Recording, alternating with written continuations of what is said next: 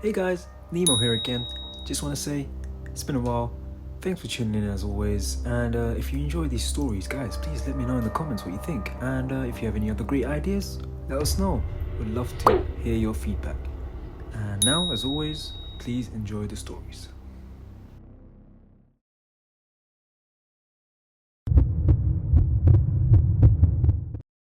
I can still remember the night like it was yesterday. It was a Saturday, and I was scrolling through one of those dating apps. You know the kind where you swipe left if you're not interested and right if you want to take the plunge. I'd been talking to a girl for a few weeks, and her profile seemed pretty solid. Pretty faced, decent job. Shared a few mutual interests, nothing too out of the ordinary. So when she asked if I wanted to meet up for drinks, I thought, why not? We decided to meet at a local bar in town. It was a cozy little spot, dim lighting, warm, with a good selection of craft beers. Nothing fancy, but comfortable enough for a first date. I got there a little early just to get settled and figure out if I was gonna need to drink to survive the date. When she walked in, she looked like her pictures, but there was something off about her. Maybe it was her eyes, hard to put my finger on, but something about her made me feel like I was on edge. She sat down with a smile, and we got to talking. She seemed super nice at first, asking the usual questions about my work, my hobbies, that kind of thing. I'm not the best at small talk, but I was trying.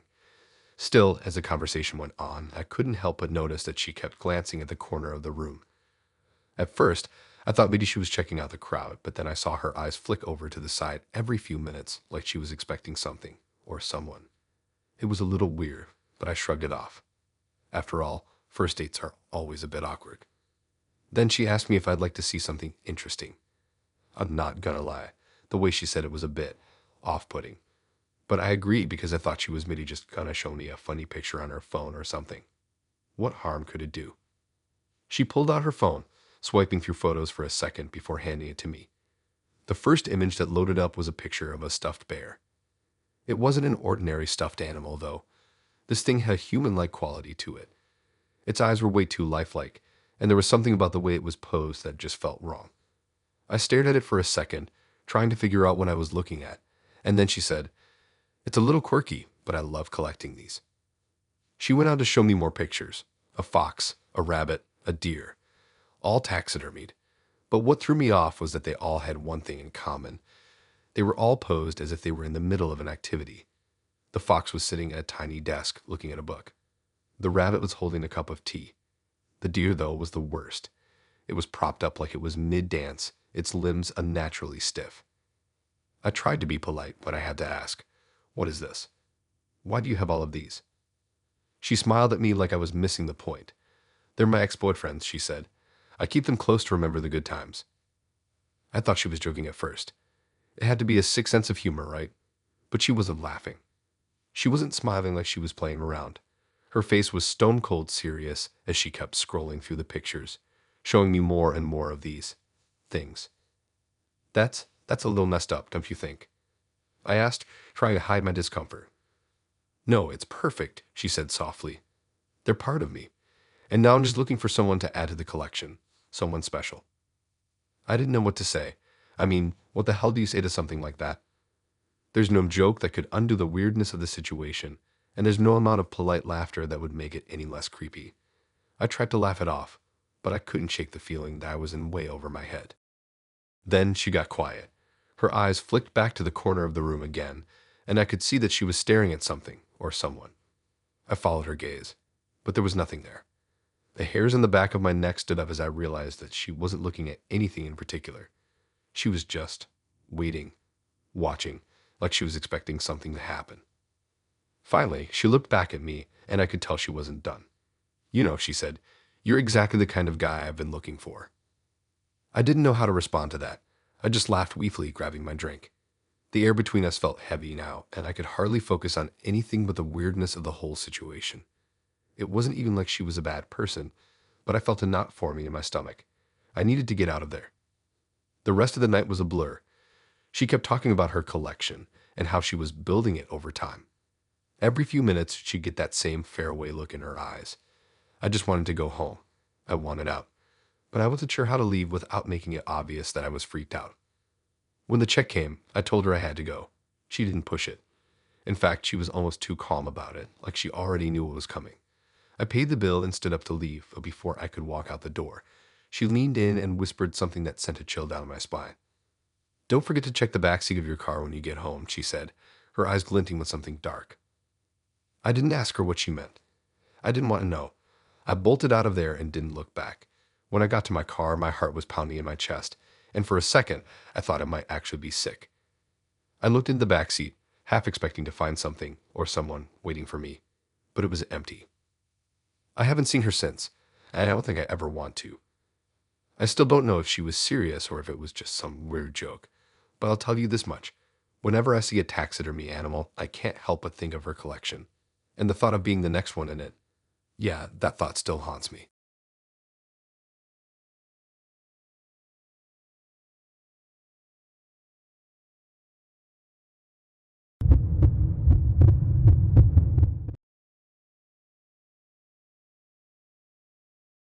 I was really excited about the date. I had been talking to this guy for a few weeks, and he seemed like a decent guy. Nothing special, but nothing off-putting either. He wasn't too forward, and he didn't seem to be pushing for anything crazy, which I appreciated. We decided to meet at this little Italian restaurant downtown.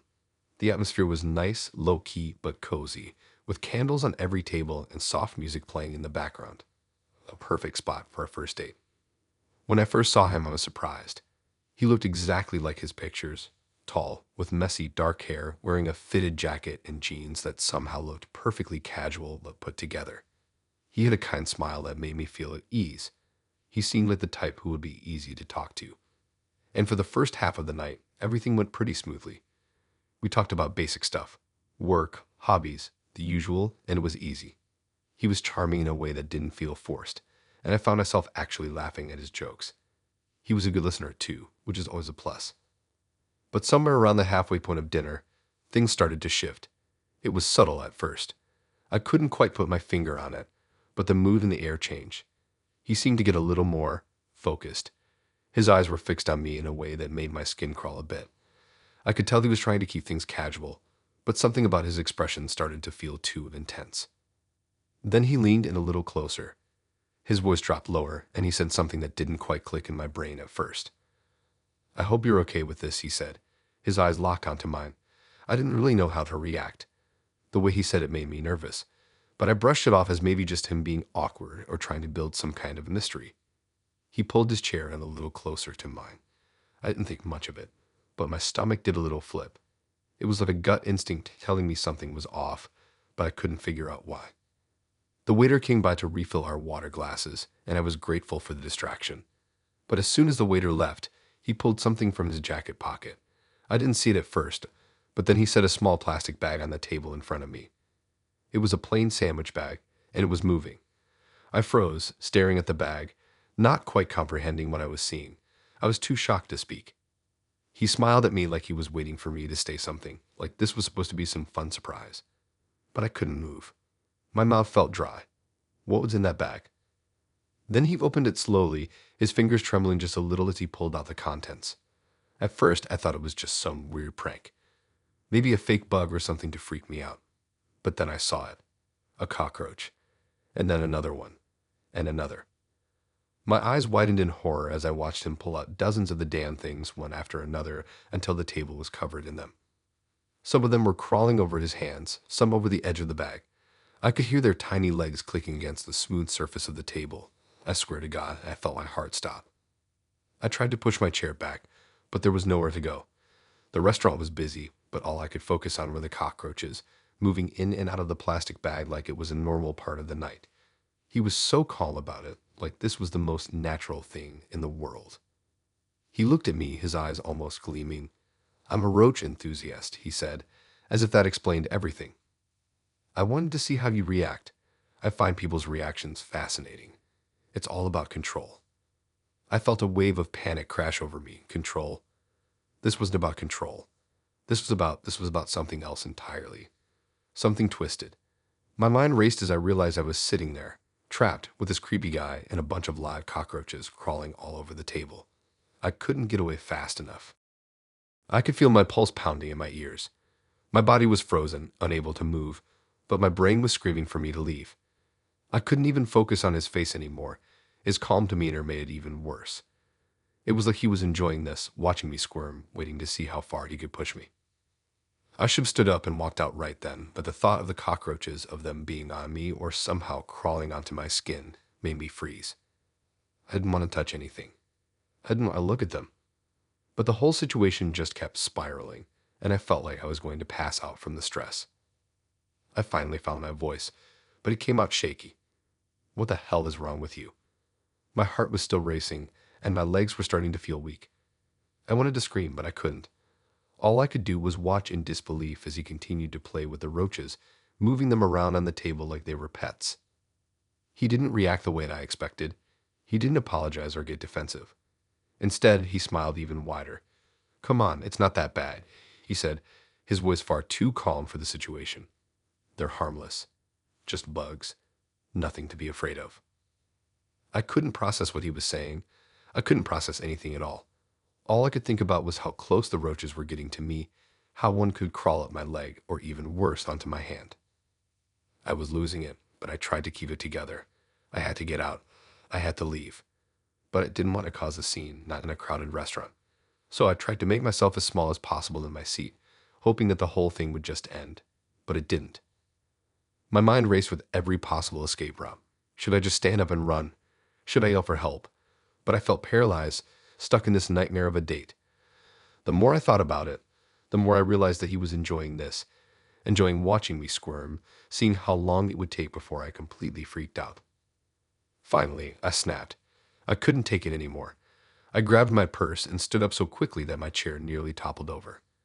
Without saying a word, I turned and bolted for the door, my heart pounding in my chest, my skin crawling just thinking about the roaches. As I rushed out of the restaurant, I could still hear him calling after me, but I didn't look back. I didn't want to know what he was saying. All I knew was that I had to get out of there. I don't think I'll ever be able to eat at that restaurant again, and I'll never forget the look on his face when I ran out. He wasn't angry, wasn't even surprised. He was pleased, almost like he had won some kind of twisted game. I didn't even care to block his number.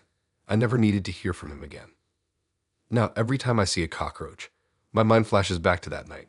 I never want to go through something like that again. Ever.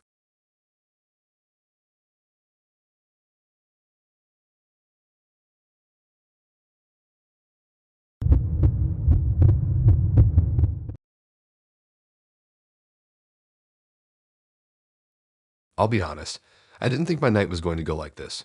When I first met her, I thought I was in for a nice, normal dinner date. She was gorgeous, long dark hair, deep brown eyes, and a smile that was like something straight out of a movie. You know, the type of person you just can't stop looking at because they're so damn captivating. We met through a dating app, and I was already expecting the typical back and forth awkwardness that comes with first dates, but I had a good feeling. We were both into the same music, shared a love for food, and seemed to click pretty easily in our conversations leading up to the date. We picked a cozy, dimly lit Italian place on the edge of town. It had a kind of old-world charm to it, with a rustic feel and the smell of garlic and fresh bread hanging in the air. It felt like the kind of place where you could just kick back and enjoy a meal. And I was excited, too, because let's be real, she was gorgeous. I was just hoping to not mess things up. The first part of dinner was pretty standard. We talked about the usual stuff. Jobs, family, hobbies, all the small talk that fills the silence on a first date. She had this calm, almost ethereal vibe about her that I couldn't quite put my finger on.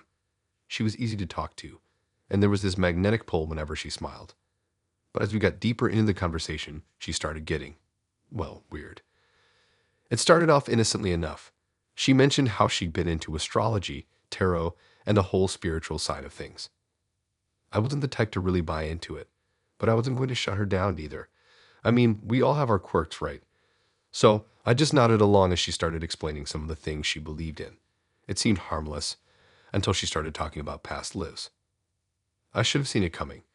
She had one of those looks in her eyes like she was on the verge of revealing some deep secret, and I figured maybe this was one of those quirky things that everyone has to say at least once on a date. She started explaining how she could feel things about her past lives, how she believed she had been many different people in other lifetimes.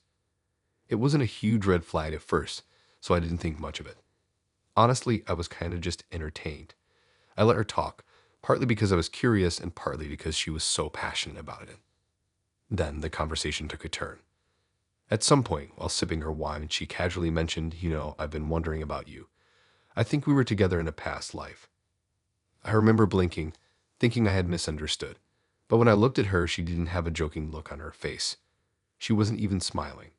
It was like she really meant it. And then she got serious. We were both killed together, she said, her voice dropping lower, almost like she was whispering a secret. It wasn't just any death. It was violent. We both died in a horrible way. I didn't know how to react. I wasn't sure if she was trying to make some weird joke or if she was just playing around with the whole idea of past lives. I didn't want to sound rude, so I smiled awkwardly and let her continue. But I'll admit, the conversation was starting to make me uncomfortable. She leaned in a little closer, and her voice softened even more. In one of my past lives, we were lovers. We lived in a small village, but the end came quickly. You were murdered, and I watched you die. The words didn't really register in my brain at first. I mean, I'm sitting there trying to eat pasta and enjoy a nice meal, and this girl is telling me about some violent past life death scene like it's an everyday topic. But there was something in her eyes, something intense, that made me want to keep listening, even though I felt like I should just run out of the restaurant. You died right in front of me. I couldn't do anything, she said, her eyes distant. And after that, I was killed too. We both died in that life, together. At this point, I was starting to get a little freaked out. I wasn't sure if she was delusional or if this was just her trying to be edgy and mysterious. But she didn't stop there. She went on describing the details of how I died in this supposed past life, the violent imagery growing more intense as she spoke. I think the curse of our deaths is why this dinner feels so awkward, she said, almost like she was explaining it to herself more than to me. You feel it, don't you? The tension. It's because of what happened before. We never got to finish things, and now we're here reliving it. I don't know what came over me, but at that moment I felt like I needed to get out of there. The atmosphere had shifted, and suddenly, the restaurant didn't feel so cozy anymore. The air felt thick, almost suffocating. The way she was talking, it didn't feel like a first date anymore. It felt like I was trapped in some weird, spiritual session I never asked for. I didn't know how to respond. I mean, how do you respond to someone who's telling you about your past life death in such graphic detail? Part of me was curious, but the other part of me just wanted to leave. I tried to laugh it off, but my voice came out shaky. She didn't notice, or maybe she did, but she kept going. She started talking about other lifetimes, other violent deaths we had supposedly shared. In one, we were in the middle of a war, and she described me being shot. In another, we were trapped in a burning building, both of us suffocating in the smoke. The stories were different. The theme was the same. Every death was tragic, violent, and often involved both of us dying together. I don't know what was scarier, the fact that she was so calm about all of it, or that I had started to feel a little uneasy, like something in her words was hitting too close to home. Finally, I couldn't take it anymore. I excused myself to the bathroom and took a few minutes to try to calm down. But the whole time, I kept thinking about what she had said. How could she know about these deaths? Was she just messing with me? Was this some sort of weird game? I felt like I was losing my grip on what was real. When I came back, I sat down, trying to put on a smile, but I couldn't ignore the cold feeling that had settled over me. She looked at me with this sad smile, as if she knew exactly how I was feeling. I'm sorry if this is too much, she said, but you'll understand eventually. The curse has been following us for lifetimes. I didn't even know how to respond to that. I just nodded, barely holding it together, and then I excused myself again, making some lame excuse about having an early meeting the next day. I didn't even wait for her to respond. I grabbed my coat and left, walking out into the chilly night air like I had just escaped some sort of trance. I didn't block her number after that. I didn't even need to. I never heard from her again. To this day, I can't shake the feeling that there was something off about her. Maybe she was just crazy, or maybe it was all a weird joke. But I couldn't help but wonder, what if she was right? What if there was something more to it? I'll never go back to that restaurant or talk about past Liz again.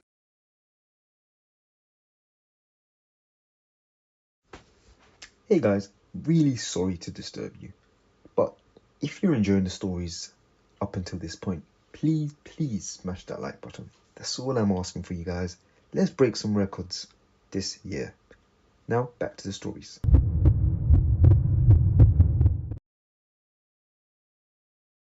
So, here's the thing. I thought dating apps were pretty harmless. Just a way to meet people without the awkwardness of a bar scene or the pressure of a blind date. But that was before I matched with him. It started like any other chat, just the usual small talk. He seemed normal enough. His profile had a couple of good pictures, and he talked about enjoying hiking, reading, and a bit of history. Nothing too crazy. We made plans to meet for dinner at this quiet little restaurant I had never been to before. The place was cozy, dimly lit, with a really cool vibe, so I was kind of excited. When I showed up, he was already sitting at the table. He was a little older than I expected, maybe mid-30s, dressed casually in a nice jacket and dark jeans. He had this confident air about him, and I thought to myself, okay, this guy seems cool. Could be a good night. But as soon as I sat down, things started to get weird. The waitress came over to take our drink orders, and as we were waiting, he started talking about his impressive collection. At first, I thought he was talking about something normal, like maybe antiques or some other hobby. But then he mentioned weapons. Specifically, antique weapons. I wasn't really sure how to react. I mean, people can collect all sorts of stuff, right? But when he kept going on and on about it, it started to make me feel a little uneasy. I didn't think much of it at first, but he seemed to take so much pride in it. He went into detail about how he had a whole room dedicated to his collection, how he spent years tracking down rare knives, swords, and guns. The way he spoke about them made me think he was obsessed, but I figured, okay, everyone has a thing. If it makes him happy, whatever. Then the moment the waitress left, it happened. He slid his chair a little closer to me and pulled something from his pocket. At first, I thought it was just his phone or a set of keys, but no, he pulled out a knife. A real one. And not just any knife. A beautiful old pocket knife with intricate engravings along the blade. I didn't know what to say. I froze. I had no idea what he was doing. He didn't even acknowledge the fact that I was staring at him, wide-eyed. Instead, he started to casually carve his initials into the edge of the table. I was watching this happen, and I couldn't process it. Like, who brings a knife to a date? Who actually carves into a restaurant table in the middle of a meal? I could feel my pulse start to race, but I didn't want to make a scene. I didn't want to be rude or act like I was freaking out, but at the same time, I was terrified. He wasn't even trying to hide what he was doing. It was like he was so proud of it, like this whole knife thing was his way of showing off, his way of asserting control over everything around him. The thing is, it wasn't just about the knife. It wasn't just about him carving his initials into the table. It was the way he acted. His whole demeanor changed as soon as the knife was out. He seemed calmer, almost like he was in his element. He was doing something that felt deliberate, almost like a ritual. Every motion was slow, controlled, as if he was showing me how comfortable he was in this situation, like he knew I was too shocked to do anything. My mind was racing as I watched him. He didn't seem to care that people were walking by, or that this was completely inappropriate. I mean, you're at a public restaurant, for crying out loud. Who does that? But he didn't seem fazed. He looked at me with a smirk, still carving away at the table, and said something like, "You'd be surprised at how many people just don't understand the beauty of a good weapon. It's about control, knowing that you can hold something that can change everything with just a flick of your wrist." I didn't know how to respond to that. My stomach was twisting, and my brain was screaming at me to leave. But for some reason, I couldn't move. I just sat there, frozen in place, as he went on about how the knife was just one piece of his collection, how it had been passed down through generations, and how he tracked it down over the course of several years. It wasn't the knife that bothered me, though. It was the way he kept saying control, how every other word seemed to come back to him needing to dominate the situation, needing to show me that he was in charge. At one point, I noticed that he wasn't even eating. His plate was sitting there, untouched, while he continued to carve his initials into the table like it was the most normal thing in the world. He wasn't even looking at me anymore. He was completely focused on the knife and the table as if nothing else existed. Finally, I couldn't take it anymore. My nerves were shot, and I couldn't sit there pretending everything was fine. I needed to get out of there. I stood up quickly, trying to stay as calm as possible, but I could feel my hands shaking. I made up some excuse about needing to leave early, telling him I had a busy day ahead. He didn't argue. In fact, he didn't even seem surprised. It was like he expected it, like he knew exactly how I'd react. As I left the restaurant, I couldn't help but feel like I'd narrowly escaped something. I don't know what was going through his head, but the whole situation left me with a deep, gnawing feeling of unease. The way he talked about control. The way he pulled out that knife and just started carving into the table like it was no big deal. It all felt so off. I never messaged him again, and I blocked him on the app the second I got home. I'm pretty sure I avoided knives for the next week. There are some things you just can't unsee.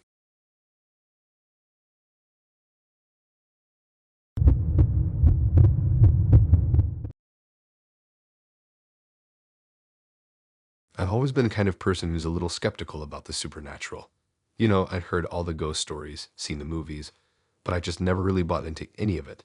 So when I matched with her on a dating app, I didn't think much of it when she suggested we go to a haunted house for fun. I thought it would be a goofy, harmless way to spend an evening. I mean, I could handle a little bit of spooky stuff, right? She was cute, a little quirky, and seemed to have this adventurous side that was kind of intriguing.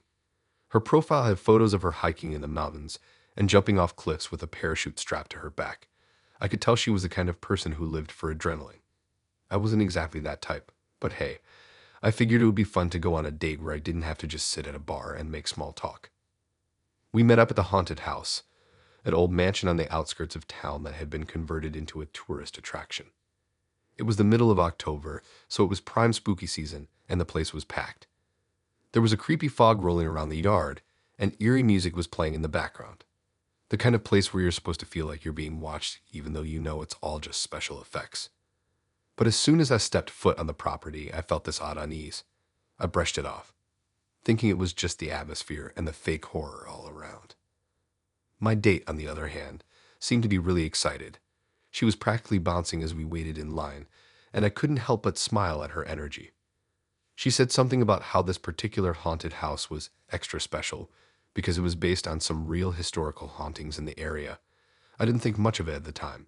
I thought she was just being dramatic, trying to get me hyped up. But there was something in the way she spoke, like she actually believed in it, and that made me a little uneasy. When we finally made it inside, the first thing I noticed was how dark it was. The lights were dim, and the air was thick with the smell of old wood and must. We were guided through a narrow hallway that led into what looked like an old, decaying living room. There were cobwebs everywhere, old furniture with faded velvet cushions, and portraits on the walls that looked like they had been there for centuries. But that's when things started to get strange. As we walked through the rooms, I couldn't shake the feeling that something was off. The actors, people dressed as ghosts and creepy characters, didn't seem to be playing their parts like normal. Most haunted houses have people jumping out at you, making you scream and laugh at the same time. But these workers, they were staring at us. I noticed a few of them glancing at us as we passed, but it wasn't the kind of look you'd expect from someone in costume. They weren't looking like they were pretending to be ghosts. They were staring at us like they knew us, like they were expecting us. I thought maybe it was just part of the show, but the more I noticed it, the more uncomfortable I felt. Then we turned a corner into the next room, and it hit me. The workers weren't just staring at us, they were following us. Not in the playful, theatrical way you'd expect at a haunted house. No, this was different. They were moving in unison, glancing over at us like they were waiting for something to happen. And that's when the door behind us slammed shut with a deafening bang. I spun around, my heart racing, but there was no way out. The door was locked. I tried pulling on the handle, but it wouldn't budge. I turned back to my date, thinking it was all part of the act, but she wasn't looking at me. She was staring straight ahead, a smile spreading across her face. It wasn't the excited grin I had seen earlier. It was something else. Something almost predatory. Before I could say anything, she leaned in close, her voice dropping low. "Don't worry. I've been here before, and I know how this story ends." Her words sent a cold chill down my spine. I tried to laugh it off, thinking maybe she was just messing with me, but the look on her face told me this wasn't a joke. And then I realized I wasn't just in a haunted house anymore. This felt like something much worse. This felt like I was trapped in a real-life nightmare. The workers, who were no longer acting like just spooky props, started moving toward us. Their movements were slow, deliberate, as if they were preparing for something. They weren't in costumes anymore. They looked real. Their eyes followed our every move. I tried to back away, but there was nowhere to go. The room we were in was small, and every exit was blocked by either the workers or a wall of old, rotting furniture. I turned to my date again, hoping she had some explanation for what was going on, but she just stood there, watching the workers with a strange, satisfied look on her face. It was like she had orchestrated all of this. "Isn't it beautiful?" she whispered, her eyes glowing with excitement. "Beautiful," I stammered, my throat dry. What the hell is going on? Why are they looking at us like that? Why won't they let us leave? She just grinned, her smile widening. "You don't get it, do you? You're not in a haunted house, not anymore. This is where it all happens. This is where it ends." The air felt thick with tension as I realized she wasn't just playing along with the haunted house theme. She knew something I didn't. It wasn't just a prank or a part of the experience. It was as if she was part of some twisted, dark story, and I had unknowingly stepped right into it. One of the workers, a man with hollow eyes and a ragged suit, took a step forward, his hand reaching out toward me. His fingers were long and bony, and the smile on his face was enough to send a wave of panic through me. I tried to back away, but the man's hand shot out, grabbing my wrist with a force I wasn't expecting. I yanked my arm away, my pulse pounding in my ears, but it felt like my legs were frozen in place. I turned back to my date, hoping she would do something, anything to help. But she was still smiling, still watching. "This is the part where you try to escape," she said, almost to herself. "But you won't be able to. You never do." That's when the full weight of the situation hit me. She wasn't a helpless victim in this haunted house. She was part of it. She was playing me, leading me right into whatever nightmare was about to unfold. This wasn't some innocent date, it was a trap. I looked for an escape route, but every doorway was sealed, and the workers were closing in on us. They didn't speak, didn't even seem to need words. They just moved, slowly and deliberately, like they were part of something much bigger, something that didn't follow the rules of any normal haunted house. My mind raced as I realized that my date had orchestrated this entire thing. She had brought me here, knowing exactly what would happen. I was trapped, and there was no way out. I couldn't breathe. I couldn't think. All I could do was try to find the door that would let me out of this nightmare, but every step I took seemed to make the walls close in around me.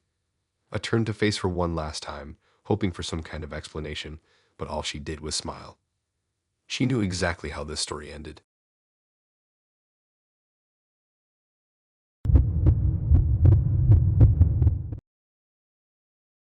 I was excited about this dinner. We'd been talking for a few days, and honestly, I thought he seemed like a pretty normal guy. His profile picture had this warm smile, and we had a lot of similar interests. Music, food, movies, just the usual stuff. It was the kind of date that didn't seem like it'd be awkward or forced. I'd been on enough bad dates where the conversation was stiff and uncomfortable, but with him, I felt good about it. He was charming, easy to talk to, and I was hoping for a nice evening. We decided on a cozy little bistro downtown. It had dim lighting, a soft buzz of conversation in the background, and the smell of fresh bread baking. The perfect kind of place for a relaxed evening. When I showed up, he was already there, sitting at the table near the window. He looked just like his pictures, dressed in a simple shirt and jeans, looking relaxed but put together. He stood up when he saw me, gave me a warm smile, and pulled out my chair for me. All the usual first date formalities. Everything seemed normal. We ordered wine and talked about our jobs, our families, and just the usual first date conversation. He was funny and engaging, and I started to think that maybe, just maybe, this would be one of those rare good dates. We even joked about how nice it was to be in a quiet place where we could actually hear each other talk. The waiter brought our food, and that's when the first weird thing happened. As the plates were placed in front of us, he immediately paused, staring at his plate. I thought it was odd at first, but I figured maybe he didn't like the dish or something. Then he looked up at me, his face kind of serious, and said, "We need to switch." I thought he was joking, maybe trying to be cute, but he didn't laugh. "Excuse me?" I asked, looking down at my plate, then back at him, trying to figure out what was going on. "I can't eat off anything that isn't hers," he said, almost matter-of-factly. I was confused. "Who?" I asked, trying to make sense of it. Was he talking about a family member or something? But before I could ask again, he reached into his jacket pocket and pulled out a small, crumpled photo. I blinked, not sure if I was seeing things correctly. It was a photo of a woman with dark hair, a soft smile. At first glance, she looked like she was just part of his life, maybe an ex, maybe a sister. But as soon as I looked at him, I realized something was off. His expression wasn't light or friendly. It was almost protective, like this woman was someone he needed to keep close. Her, he said, nodding toward the photo. Well, she's always with me. I wasn't sure if I was supposed to laugh or what. What do you mean? Who is she? He paused for a moment, almost like he was weighing whether or not to tell me. She's my girlfriend. She passed away a while ago, but I still bring her food. I keep her part of everything. She doesn't like it if I don't. I froze. The atmosphere around me felt like it shifted in an instant. I couldn't believe what I was hearing. I stared at the photo in his hand, my stomach twisting. He wasn't smiling anymore. He wasn't trying to make light of the situation. It was like he genuinely believed what he was saying.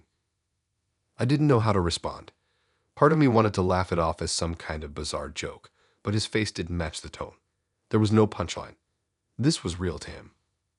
He went on, almost like he was explaining something I should already understand. She used to love this place.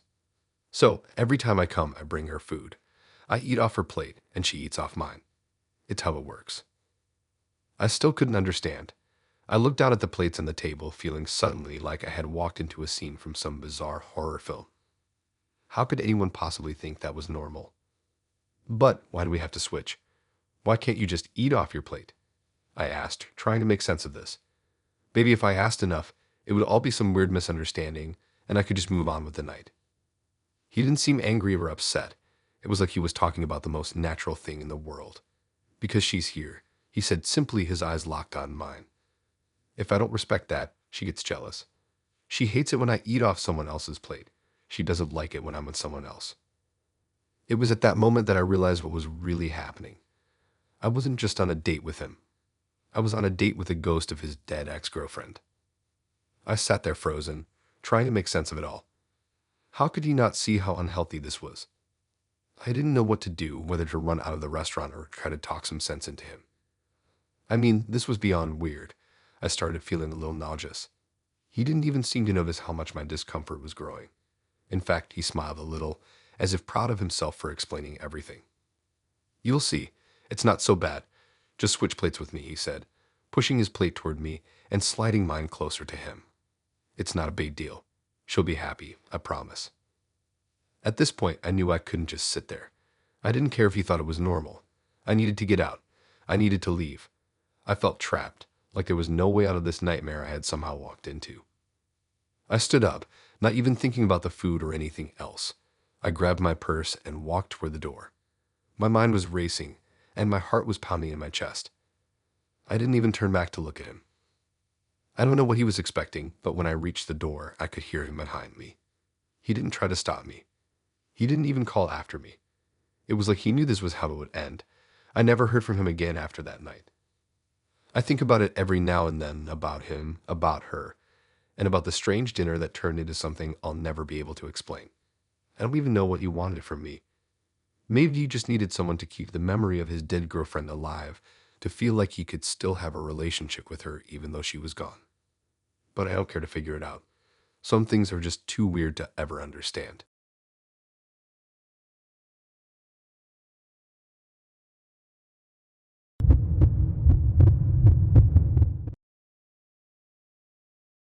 I met her on a dating app, and honestly, I thought she was perfect. Her profile had this charming mix of adventure and mystery. She loved books, quiet caves, hiking, and a few other things we both seemed to be into. Her pictures were all soft smiles and natural beauty, and she had a calmness about her that made me feel like she'd be easy to talk to. We started chatting, and the conversation flowed really easily. We both had a shared love for literature, so when she suggested meeting at a local bookstore for a quiet, intimate date, I thought it was a fantastic idea. It sounded low pressure, just a nice, peaceful evening. I met her at the bookstore on a Friday evening. It was a quaint little shop with high ceilings, wooden shelves packed with old and new books, and a warm, welcoming smell of coffee and paper. The soft hum of classical music played in the background, and I could see other couples and groups of friends browsing the aisles, enjoying the cozy atmosphere. At first, everything was great. We walked around the aisles, talking about our favorite authors, swapping recommendations. She had an aura about her, soft-spoken, but intense in a way that made me want to listen to every word she said. The more we talked, the more I felt like I was connecting with her. It wasn't one of those awkward first dates where you're desperately searching for something to talk about. Everything just seemed easy, like we'd known each other for years. But then she did something that I thought was a little strange.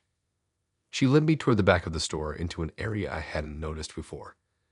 It was quieter back there, almost too quiet, and the shelves were filled with dusty, old books that looked like they hadn't been touched in a long time. It was a little eerie, but I didn't think much of it. I assumed maybe this was just the part of the bookstore where they kept rare collections or hidden gems. I followed her, intrigued by the mystery of the place. As we walked further into the room, I noticed something strange. There was a table in the center of the space, covered with pictures, candles, and odd trinkets. I didn't know what to think at first. Was this part of the bookstore's weird decor, or was there something else going on? She walked up to the table and started straightening some of the items, almost like she was preparing it for something. I was about to ask her about it when she turned to me, her face completely serious now. "I've been building this for him," she said softly, her eyes flicking between me and the table. "It's for my ex-husband." I blinked, confused. "Your ex-husband?" I asked, trying to make sense of what was going on. "I thought you said you were single." She smiled, but it wasn't a smile that felt comforting. It was almost too serene, like she was completely absorbed in something else. "I am," she said, her voice quiet but firm. "But he's still with me in a way." I didn't know where this was going, but my curiosity was definitely piqued. "What do you mean?" Without answering directly, she stepped toward the table and picked up one of the pictures. I couldn't quite make out the face in the photo at first. It was old and worn, the edges tattered. But when I looked closer, I saw a man. He was young, probably his late 20s or early 30s. He had dark hair, a strong jawline, and an intense gaze that seemed almost familiar. "This is him," she said, holding the photo up to her chest like it was the most sacred thing in the world. "His name was Adam. He passed away a few years ago."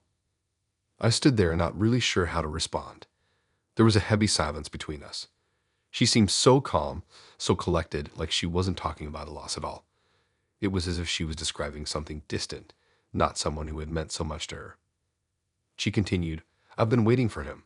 I've been waiting for him to come back. I know he will. He's always watching me. Watching us." I felt my stomach twist. This was getting way beyond anything I'd imagined for our date. My mind raced with questions, but I was frozen in place, unable to form coherent thoughts. She reached over to the table again, picking up a small decorative box. It was filled with more photos, some of her and Adam together, others of him alone. There were candles, some that had already been burned down to stubs, and small trinkets that I couldn't quite place. "Do you see? I've been keeping him here, waiting for him to come back to me," she said, her voice barely above a whisper, like she was sharing some dark, hidden secret. "Every date I go on, I make sure to bring him with me. He's still part of me, part of everything I do." My brain was scrambling to make sense of this. I'd gone on a date with a woman who was clearly still obsessed with her dead ex-husband. She was keeping a shrine to him in the back room of a bookstore. This was way beyond normal. This wasn't just grief. This was something much deeper, something unhealthy. I felt my pulse quicken as I realized what she was saying. It wasn't just that she was holding on to the past. It was that she was convinced he was still here with her and with us. I had become part of this twisted ritual without even realizing it. She sat down at the table and motioned for me to join her. I didn't want to, but my legs wouldn't move. "Come sit," she said gently. "You're here with us now. You're a part of it." I wanted to leave. I wanted to run as fast as I could, but something kept me frozen, staring at the shrine in front of me, the photos, the candles, the obsession. Her eyes locked onto mine, her gaze intense, like she was waiting for me to understand, waiting for me to accept that she wasn't going to let go. "I'm just waiting," she said softly, "waiting for him to come back." It felt like the walls of the bookstore were closing in around me. I couldn't breathe. I had no idea how to react to any of this. My mind was racing, but all I could do was smile awkwardly and nod, trying to get out of the situation without making things worse. I wasn't sure how long I sat there, but it felt like hours. I tried to make an excuse to leave, but she wouldn't let me. She kept talking about Adam, about how she knew he was watching them from beyond, about how he would come back and everything would be okay. Finally, I managed to get up, excuse myself, and leave. I told her I had to go, that I had a great time, but needed to get home. She didn't fight me. She just nodded, that same calm, serene expression on her face. I don't think I'll ever forget that night. I still can't wrap my head around what happened. I haven't heard from her since, and honestly, I don't want to. There are some things you just can't unsee. Some people you can't unmeet.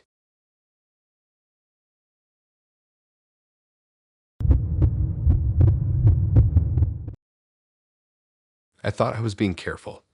I really did. I had talked to him for a few weeks, and he seemed normal enough. Just your average guy. Nice profile, good sense of humor. Nothing that stood out as off-putting.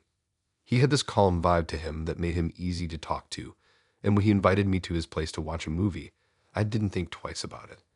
It was going to be a low-key night, just hanging out, maybe having a drink or two. Nothing big. I showed up to his house, which was in a quiet neighborhood on the edge of town. It was a nice two-story place, the kind of house you'd expect from someone in their 30s with a steady job. Nothing too fancy, but clean and comfortable. I didn't feel nervous at all, which in hindsight I probably should have. He greeted me at the door with a smile and let me inside. The living room was dimly lit, and there was a big TV in front of the couch, which was where he told me to sit. But then he pointed to a chair by the corner of the room. It wasn't a comfy chair like the one near the TV. It was his old wooden chair, and it had a kind of worn-out feel to it. I didn't think much of it at first, but there was something unsettling about it. Something about the way he smiled when he said, "Please sit there. It's the best spot for the movie." I wasn't sure why, but I had this weird urge to refuse. Maybe it was just me overthinking it, but I didn't feel comfortable sitting in that chair.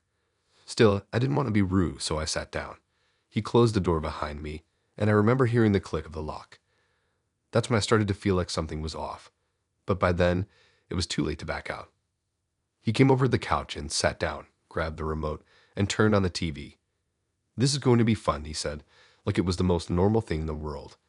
The lights went out completely, and all I could see was the glow from the screen in front of me. The movie started, but something wasn't right. It wasn't a regular movie at all. It was a loop of random clips at first. I tried to pay attention, but it wasn't long before I realized what was happening. The images on the screen were all from dates I'd been on in the past, dates I hadn't thought about in ages. There I was sitting at dinner with a guy I barely remembered, laughing awkwardly, the same moment frozen in time. Then the screen flickered and changed. There was another one of my past dates, this time with someone else, and then another and another. I felt my stomach twist. What the hell was going on? I shifted in the chair, feeling uneasy. It wasn't just the fact that the clips were my own dates. It was the way they were playing. The way I was sitting there, so detached, watching my life play out on the screen like it was all happening again. I glanced over at him on the couch. He was watching the screen too, but his eyes were on the movie. They were on me. He was looking at me like he knew exactly how I was reacting, like he was waiting for something. I tried to laugh it off, like it was some strange coincidence, but my heart was pounding in my chest now. What was he trying to show me? Why was I sitting here watching my past dates, feeling like I was trapped in some kind of twisted movie marathon? That's when I realized something else. The chair. This chair. I had sat in it before. I hadn't noticed it before, but now it was impossible to ignore. The way it felt. The scratches on the wood. The way my back fit perfectly against the edge. It was like I had sat in this exact chair in another place, another time. My mind raced as I tried to remember where I had seen it. Then it hit me, years ago, I had been on another date. A date with someone I hadn't thought about in ages. I had sat in this very chair in this very house. My breath caught in my throat as the pieces clicked together. I had been here before. But how? The movie on the screen continued, showing more clips, but my mind wasn't on them anymore. I could barely breathe. I had been here. In this house. With a different guy a long time ago. I had forgotten about it until now, but I couldn't shake the feeling of déjà vu. This wasn't some random strange coincidence. He had planned this. Somehow he had known. I turned to face him, my pulse racing, and I asked the question that had been circling in my mind. "Why are you showing me this?" I asked, my voice trembling. "How do you have these videos?" He didn't answer at first. He just kept watching me, that strange smile still on his face. It wasn't a smile of amusement anymore. It was something colder, more calculated. And then slowly he answered, almost like he was speaking to himself. "I've been following your dates for years," he said, his voice soft but steady. "I've seen you before. I've watched you meet all those guys, but none of them were right. None of them understood you. So I had to make sure you saw the truth. You've always been here with me, sitting in this chair." I felt my heart drop into my stomach. This wasn't just some sick joke. He had been watching me, watching my dates. He had somehow found me, found this chair, and brought me back here, back to a place I had thought I had forgotten. He stood up from the couch slowly and walked toward me, his footsteps echoing in the silence of the room. I wanted to move to run, but my legs felt like they were glued to the chair. He reached down, picking up the remote and pausing the movie. The room went dark again, and all I could hear was his voice, low and steady. "You've always been mine," he said, his words sending a chill down my spine. "I just had to make sure you knew that." I couldn't move. I couldn't think.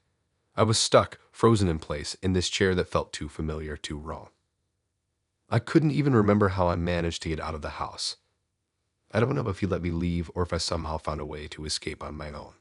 But I do remember one thing clearly: when I walked out of that door and onto the street, I never looked back. I haven't heard from him since that night. I don't want to know if he's still watching me.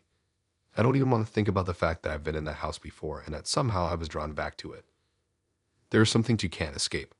Some people you can't outrun.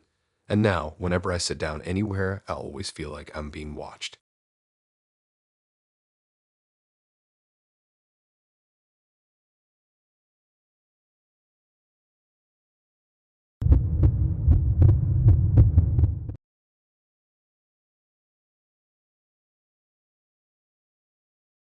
It started like any other date. I met her through a dating app, and she seemed nice enough. Her profile picture showed her smiling with a dog, and the few conversations we'd had before meeting up, she seemed easy to talk to. She was witty, a little quirky, and we seemed to click. When she suggested dinner at this small, cozy Italian restaurant, I agreed without hesitation. Nothing fancy, but the kind of night where you could have a conversation without any pressure. She was already there when I arrived. She looked exactly like her pictures. Pretty, a little bohemian, wearing a loose dress and sandals, her hair falling in soft waves around her face. We exchanged a warm hug, and she led me to our table by the window. The place had a relaxed vibe, dim lighting, and a nice buzz of chatter from other diners. Nothing unusual about it, just a normal date. Dinner went smoothly at first. We talked about our jobs, what we did in our free time, some shared interests. She laughed at my jokes, I laughed at hers. It was easy, like we were getting along well. I thought, okay, this could turn into something nice. But then she started talking about her art. She said she was an artist, which didn't seem out of place. I mean, a lot of people are into creative stuff, right? She told me she liked to do photography, and I was genuinely interested because I always appreciated art, even if I wasn't great at creating it myself. She mentioned she had a lot of pieces she'd been working on lately and asked if I wanted to see some of her work. I wasn't expecting anything crazy, so I agreed. She smiled, her eyes lighting up a bit as she stood up and grabbed her purse. "I'd love to show you," she said, a little excited. "Just follow me." She led me out of the restaurant and into her car. At first, I didn't think much of it. I figured it was just a quick stop at her place to show me some photos, maybe even a studio or an area she had set up. But when we pulled into her driveway, I started to get a weird vibe. It wasn't the house I was expecting. It was a normal enough house, but it looked like it had been lived in for way too long, like no one had bothered to really clean or take care of it. The lawn was unkempt, and the lights inside flickered slightly, giving the house an eerie feeling. She opened the front door and gestured for me to come in. "It's just through here," she said, leading me down a narrow hallway. I followed her, still not sure why this felt so off. I figured maybe I was just overthinking things. But then when we got to the end of the hallway, she opened a door, and that's when it all went wrong. The room was dim, filled with soft yellow light from a single hanging bulb. And the walls were covered in photographs. Hundreds of them. They were everywhere, on the walls, on tables, even spilling over onto the floor. I thought she was joking at first. I thought it was some kind of art project, like an installation, but then I looked closer and my heart dropped. The photos were of me. They were pictures of me on past dates, at places I had been, in moments I had thought were private. The most chilling part, I hadn't known any of these pictures were taken. I stepped back, my pulse quickening, and she noticed.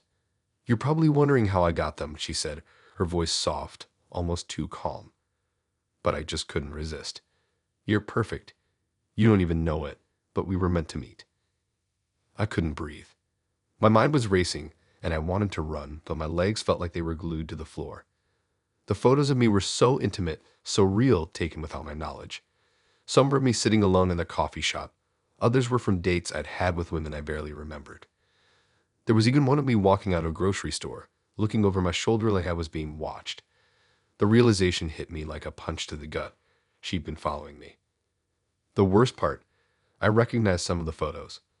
Some of them weren't just taken recently, they were from years ago. The woman in the photo had been in my life, but I hadn't thought of her in ages. A flashback hit me, the first time I'd sat in a park years ago, talking to her, laughing. "Who are you?" I managed to ask, my voice shaking. Her expression didn't change. She stepped forward, pulling a few more photos from a table in the corner of the room and handing them to me. There was one of me sitting in my apartment reading a book. Another of me in a bar, laughing with a friend. These weren't posed. These weren't shots taken with my consent. She had been watching me.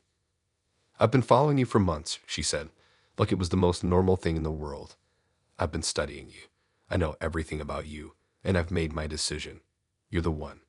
You and I are meant to be together forever." I felt sick to my stomach. "What do you mean?" I whispered, not even sure what I was asking anymore. She smiled, a calm, serene expression that didn't belong on her face. "I've been building something. A life for us. You're part of it now, whether you realize it or not. It's all part of the vision I have for us, for our future. We belong together, and this room, this is just the beginning." I looked around again. The photographs, the walls. It wasn't just a room full of pictures. It was a shrine. It was her way of capturing everything, controlling it, preserving the moments where she and I were together. I don't know why, but I felt like I was suffocating. I wanted to scream, to run, but my body wouldn't move. I was stuck in this room with her, staring at my own life plastered on the walls, like I was already part of her twisted vision of our future. "You can't leave," she said suddenly, like it was the most obvious thing in the world. "You're already here. This is where we belong, in this room. Forever." I realized that she wasn't talking about some dream. She wasn't talking about a fantasy. She was serious. I was trapped in her world now, a world where she had been watching me for months, building this vision, waiting for me to realize that we were meant to be together. My mind raced. How had I not seen the signs? How bad let myself fall into this? She was obsessed, and now it was part of her obsession. My heart pounded and I wanted to run, but I couldn't think clearly enough to make a move. Everything inside me screamed to get out of there, but I wasn't sure how to break free. Finally, I made a decision. I bolted. I pushed past her, running out of the room, down the hallway, and straight out of the door. I didn't look back. I didn't care how she reacted. I didn't care if she called after me. I just ran. I haven't heard from her since that night, but I still feel the weight of those photos, still feel the suffocating idea that she's out there somewhere watching. Every time I sit down somewhere, I can't help but wonder, what if she's still watching me?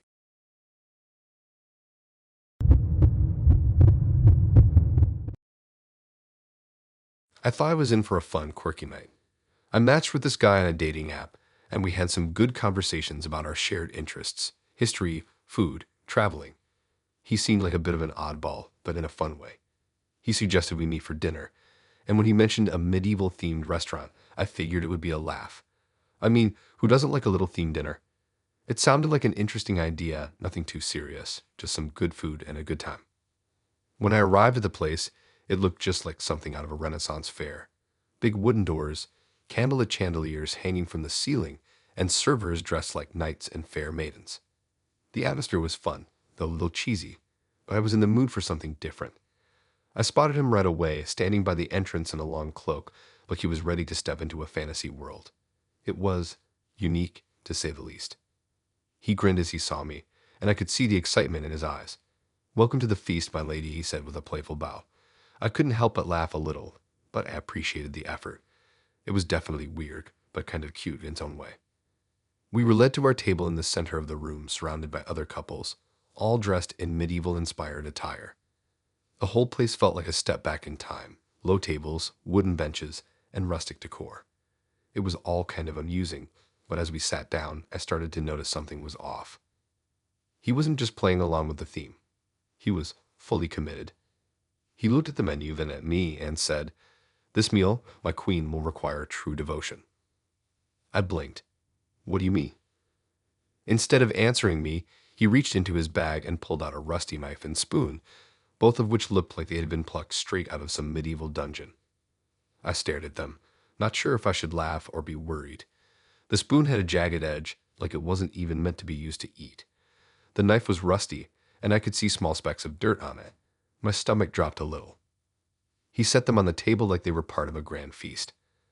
I thought we should eat in the true spirit of the past, he said, as if that made perfect sense. No modern utensils for us. We will dine as the kings and queens did, rough primal. I smiled awkwardly. Okay, sure, but deep down I was starting to feel uncomfortable. I had no idea why he'd brought those tools with him.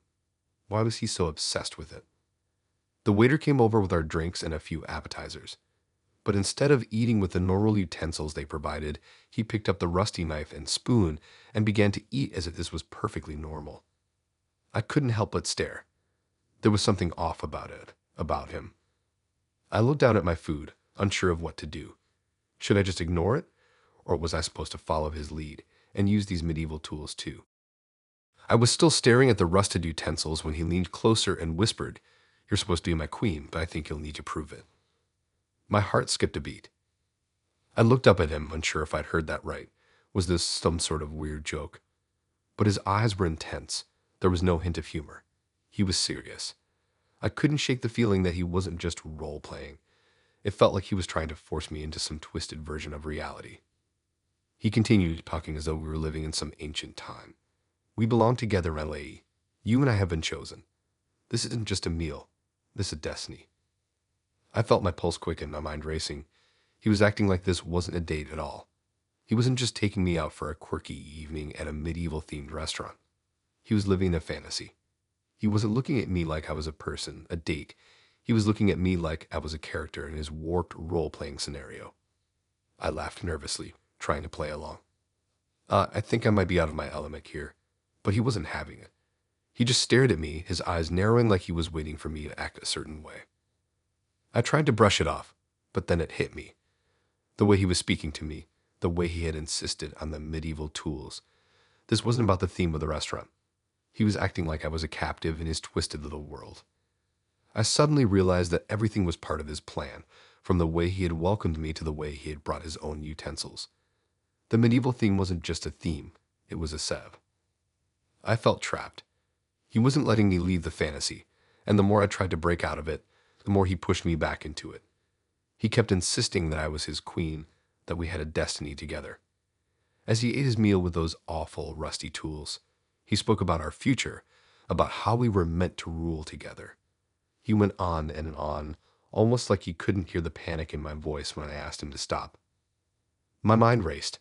I wanted to get up and leave, but I felt glued to my chair. The way he was looking at me, so determined, it was like I couldn't escape. I was stuck in this nightmare of his, this medieval prison where I wasn't a person anymore. I was a role, a queen, his queen. It was then that I noticed something strange. The room around us, the whole atmosphere, started to feel even more suffocating. It was as if the walls were closing in and the air felt thick. The people at other tables had stopped eating. They weren't looking at their food anymore. They were watching me, watching us. They weren't talking, just staring. I felt like I was on display in some sick theater, trapped in a scene I couldn't escape. I had to get out. I didn't care how rude it was or how awkward it might make things. I had to leave. I stood up, my heart pounding, and told him I needed to go. He didn't move. He didn't try to stop me.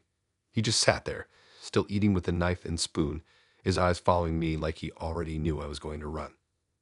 I made my way to the door, my legs shaking, my chest tight. When I stepped outside into the fresh air, I felt like I could breathe again, like I had just escaped from something horrible.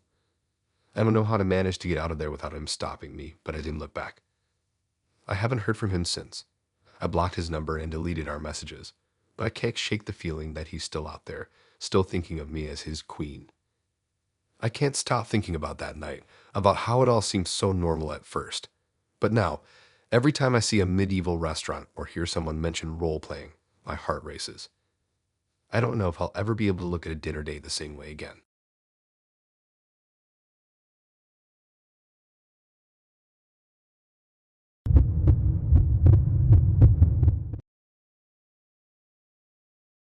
I have been looking forward to this walk all week. I met her through a dating app, and we had some good conversations. Her profile was friendly, and she seemed like someone I could get along with. Nothing fancy, just a walk in the park. I didn't expect anything crazy to happen.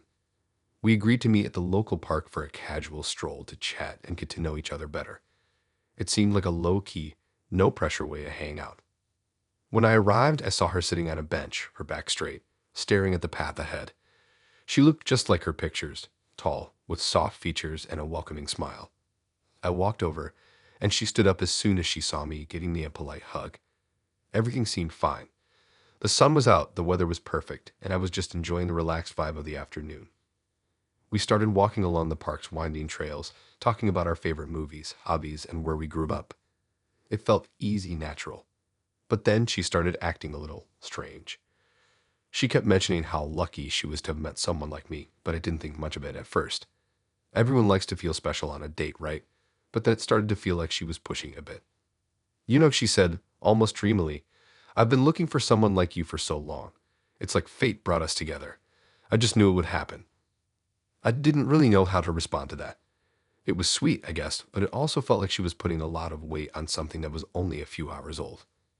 I laughed it off and kept walking, tried to steer the conversation in a more casual direction. But she wasn't done. As we continued down the path, she turned to me with a serious look on her face, her pace slowing. You have no idea how lucky you are, she said, and I noticed how her voice dropped lower, like she was making some big revelation. I've been waiting for this moment. Before I could ask her what she meant, she reached into her bag and pulled out a large, thick envelope. She looked at me like she was about to hand me something important. Here, she said, extending the envelope to me. You need to sign this. I paused, staring at the envelope in confusion. What is it? I asked, half joking, thinking it might be some weird form of paperwork or an inside joke. But she wasn't joking. She was dead serious. It's a marriage contract, she said, almost too calmly. I've been planning this for a while, and I just knew you were the one. We belong together, and this contract is how we make it official. I looked at her, completely dumbfounded. Wait, what? My voice cracked slightly as I said it. This had to be some sort of weird joke, right? I mean, we had just met. There was no way she was being serious. But she wasn't laughing. She wasn't joking. She just stood there, holding the envelope, waiting for me to take it. I know it's a lot to take in, she said softly, but you're the one I've been waiting for. I've already made up my mind. This is how it's supposed to be. Just sign, and we'll be together. I tried to back away, a sense of panic starting to creep into my chest. No offense, but this is way too much too soon. I think you're kind of jumping the gun here. We literally just met. Her smile faltered for a moment, but she quickly recovered, her grip tightening on the envelope. It's not too much. It's fate. Don't you feel it? We belong together, and this is just the next step. You can't keep running from what's meant to be. I was starting to feel trapped. The way she was looking at me, her eyes wide and desperate, it was like she didn't even hear me. I could feel my stomach tightening as the reality of the situation sank in. This wasn't just a casual date. She wasn't just asking me out. She was demanding that I sign some weird contract and commit to something I had no part in. I tried to take a step back, but she stepped forward, blocking my way. No, she said, almost pleading now. You don't understand. We're already in this together. It's already decided. You just have to accept it. My heart was pounding in my chest. I had no idea how to get out of this. She was standing in front of me, holding the contract like it was the only thing that mattered in the world. The entire situation felt so wrong. I felt trapped in her fantasy, and the more I tried to back away, the more she closed in on me. I can't just sign this, I said, panic rising in my voice. This is insane. You can't expect me to do this after knowing you for a couple of hours. She didn't answer me. She just stared at me with those wide eyes, as though she could force me to understand what she meant. Then she held out the pen, her fingers trembling slightly. Just sign it. You'll see. You'll understand. This is how it's meant to be. I was starting to feel like I couldn't breathe. I didn't know what to do, and my legs felt like they were locked in place. I had to get out of there. I yanked my arm back, but she grabbed onto me with surprising strength, her fingers digging into my wrist. No, she whispered. We're already in this together. You can't leave now. I felt a surge of adrenaline. I couldn't let this go any further. I didn't care how rude it was or how she might react. I couldn't sign that thing. I couldn't stay here with her. With all the strength I could muster, I pulled my arm free, turning and running down the path toward the exit of the park. I didn't look back, but I could feel her eyes on me, the weight of her gaze burning into the back of my skull. I didn't stop running until I was out of the park and onto the main road. My heart was still racing, and my breath was coming in heavy gasps. I kept checking over my shoulder, expecting her to show up behind me, but she didn't. I didn't know if I'd ever see her again, but I wasn't sticking around to find out. I blocked her number the second I got home. I don't know what was going through her head, but the whole thing left me shaken. It was like she was living in some twisted version of reality where I was already part of her life. No questions asked. To this day, I can't shake the feeling that I narrowly escaped something much worse. Every time I go to the park, I think about that day, about how close I came to signing my life away on a contract I didn't even understand. And sometimes when I hear someone talk about fate, I wonder if I was just a pawn in her delusional game.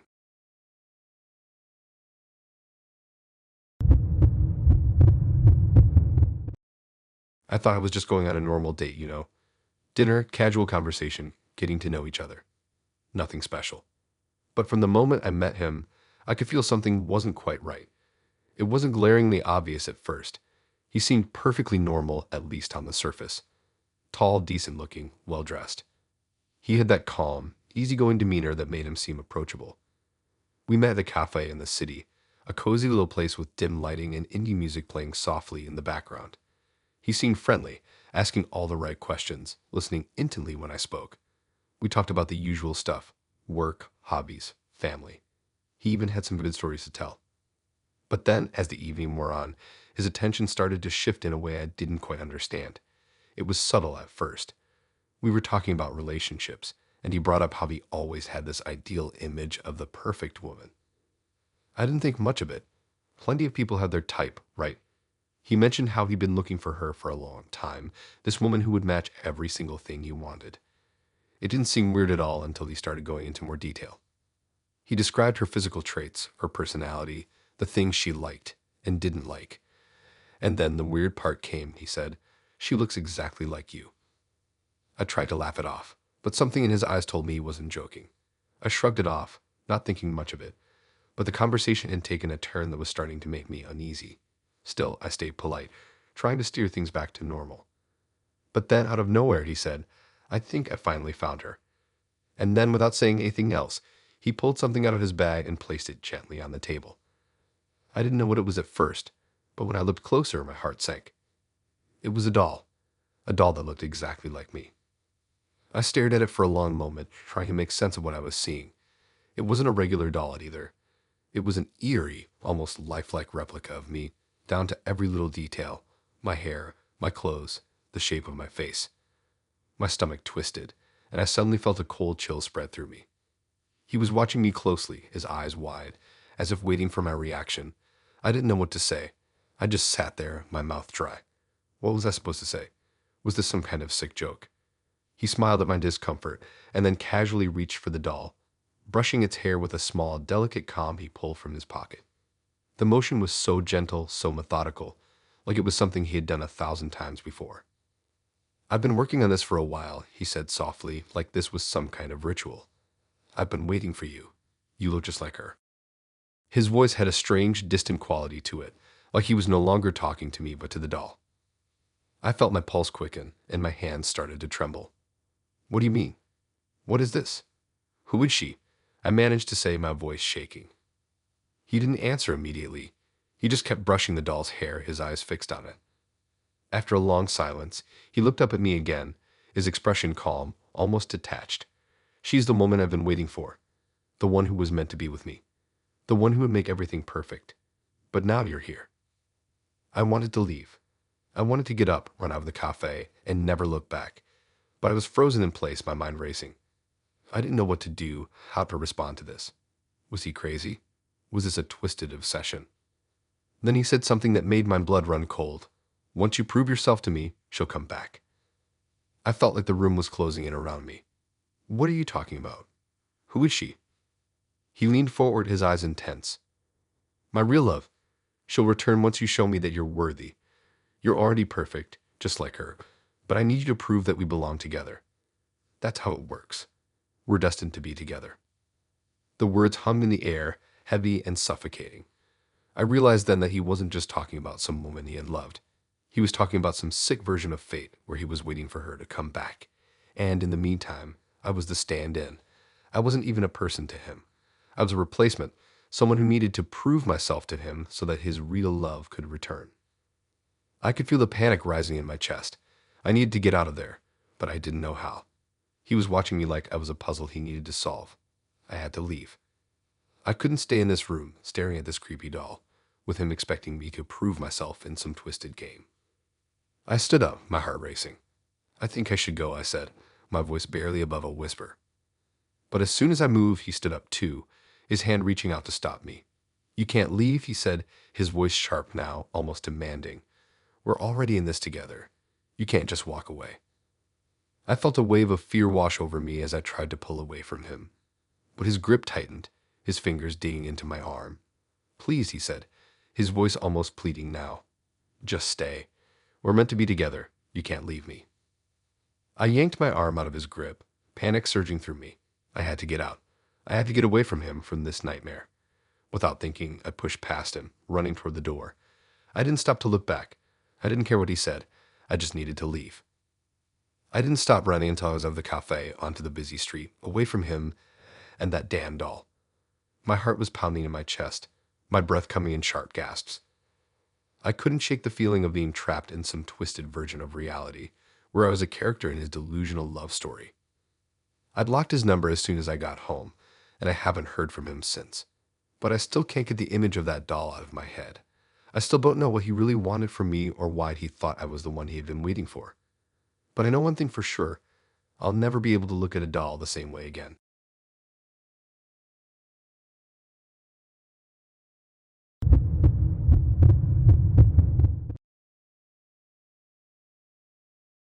I should have known something was off the moment I met her. She was too perfect.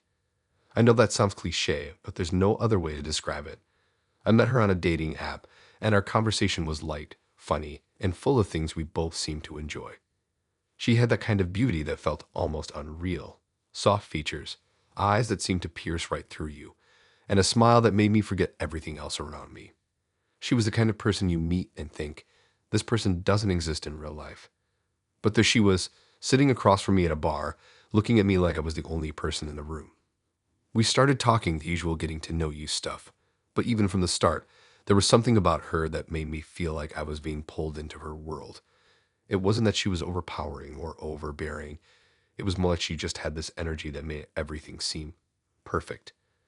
The conversation flowed easily, and the more we talked, the more I found myself completely captivated by her. But then things took a turn.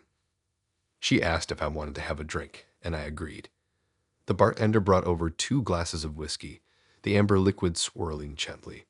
But when she reached for the glass, she stopped halfway, looking at me with this intensity in her eyes. "There's only 1 glass," she said, her voice low, almost conspiratorial. "This one," she added, sliding my glass toward me, pushing the other one aside. I stared at her confused. "What do you mean? Aren't they the same?" She smiled, but it wasn't a reassuring smile. "Trust me. This one is special. This is the only glass that will allow you to see the truth." I couldn't help but laugh. It sounded like some kind of weird, cryptic line straight out of a movie. But there was something in her eyes, something so calm and sure that I hesitated. I thought maybe I should just roll with it. After all, we were on a date. I didn't want to come off as paranoid or skeptical, so I picked up the glass and took a sip. The moment the liquid touched my lips, I felt it, like a shift in the air around me. It wasn't dramatic, but something inside me clicked, and I suddenly felt more alert. Almost like my senses had been heightened, like I could feel every sound, every movement, every detail more intensely. I glanced around the bar, and that's when things started to get strange. The walls of the bar, which had once seemed like a normal backdrop to our conversation, now looked different. It wasn't anything obvious at first, just subtle details. The wood panels seemed darker, the corners of the room slightly distorted, as if they were bending inward. But then I saw something more disturbing. Symbols. At first, I thought I was imagining things, but as my eyes adjusted, I saw them. They were etched into the walls, symbols I didn't recognize. There were patterns, intricate designs that seemed to move and shift before my eyes like they were alive. They weren't graffiti or any kind of modern art. These symbols were ancient, and they seemed to be pulsing in time with the beat of the music playing in the background. I blinked hard, trying to clear my vision, but when I opened my eyes, they were still there. And it wasn't just the walls. The air seemed heavier, thicker, as though the room itself had transformed into something else entirely. The music, which had been soft and jazzy, now felt sinister.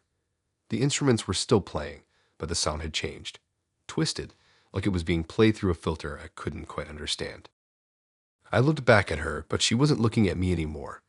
She was staring at the bar, her fingers tracing the rim of her glass absent-mindedly, a slight smile on her face. But I noticed that her smile wasn't quite the same. It was knowing. It was like she was in on something I wasn't understanding. I opened my mouth to ask her what was going on, but before I could speak, I heard it. A whisper, just at the edge of my hearing, soft but unmistakable. It wasn't coming from anyone in the bar. It wasn't coming from the music. It was coming from everywhere all around me.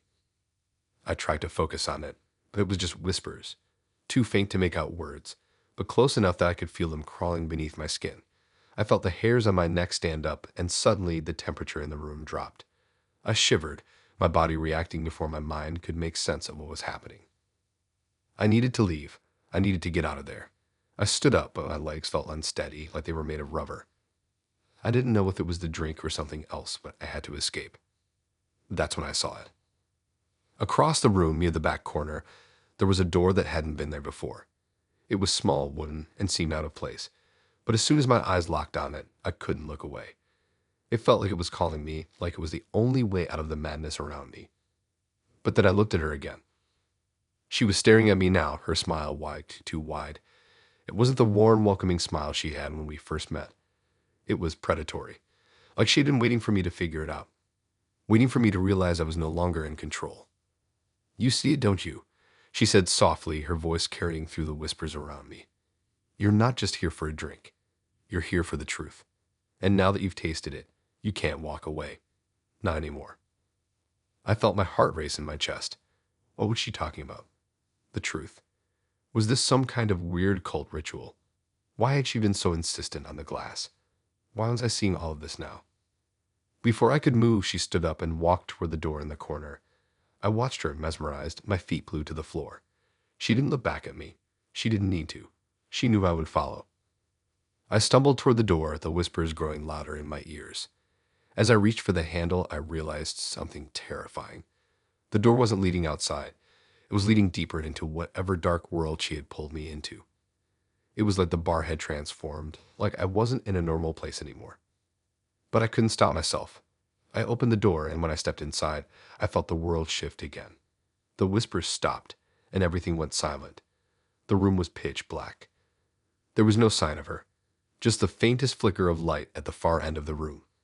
I couldn't see what it was, but I knew one thing for sure. I had walked into something I couldn't escape from. And as the door slammed shut behind me, I realized that I had never really been in control of the night. I was just another part of her twisted game, one that I was never meant to win.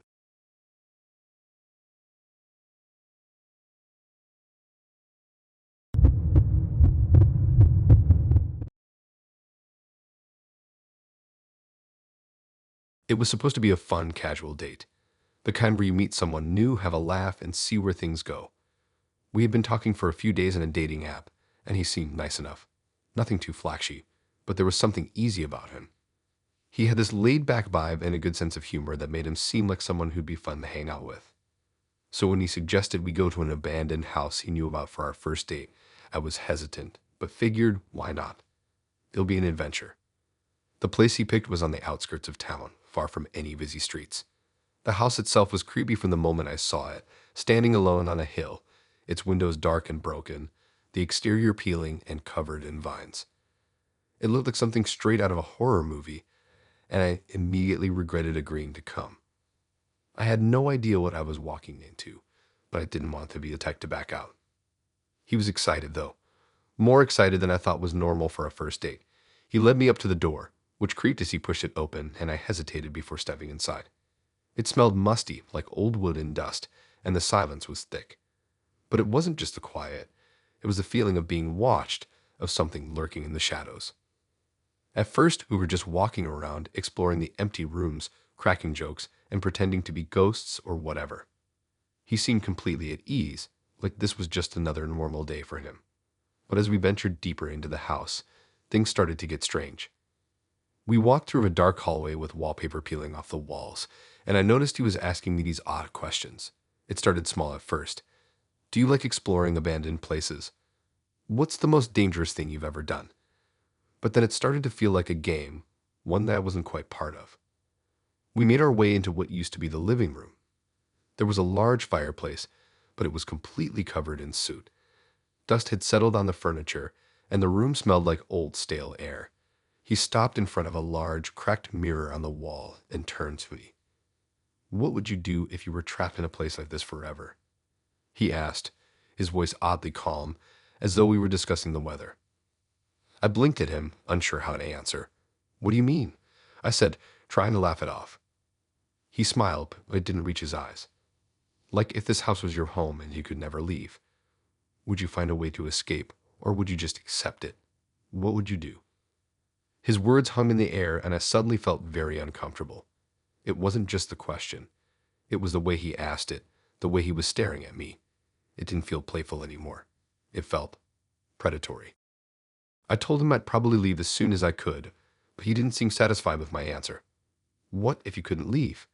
He pressed, his voice lower now. What if there was no way out? Now I was starting to feel a little freaked out. This wasn't a normal date.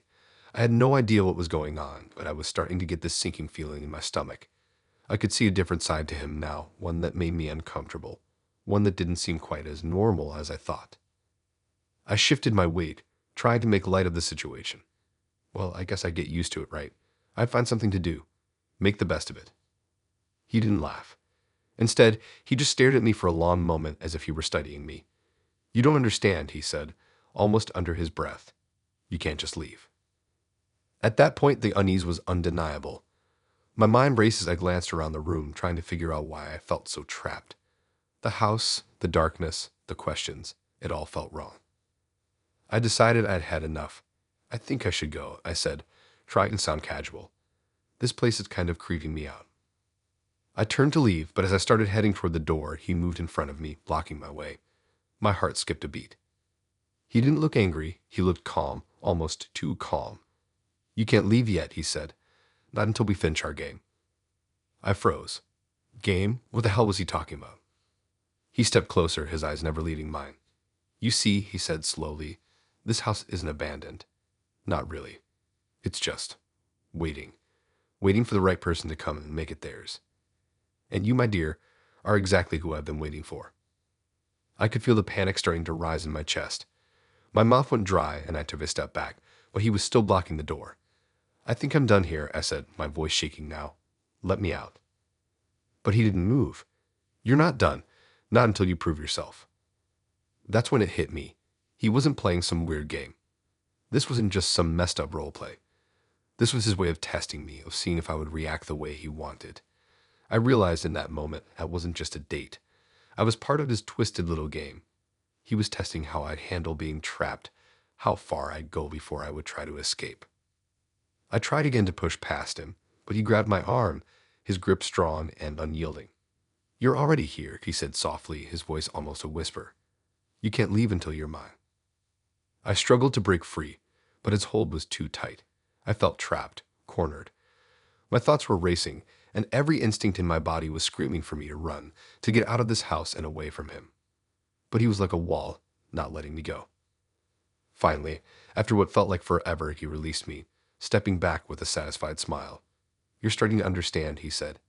You're mine now, and there's no way out. I knew I had to leave, and fast. I bolted toward the door again, and this time he didn't stop me. I didn't care if he followed me. I ran out of that house and into the cold night, my heart still racing in my chest. I don't know what his plan was or what kind of sick game he was playing, but I do know one thing, he was dangerous. I haven't heard from him since, and I hope I never do. I haven't gone near that part of town since that night. Every time I see a house that looks like it might be abandoned, my heart skips a beat, and I wonder if he's still out there looking for his next game.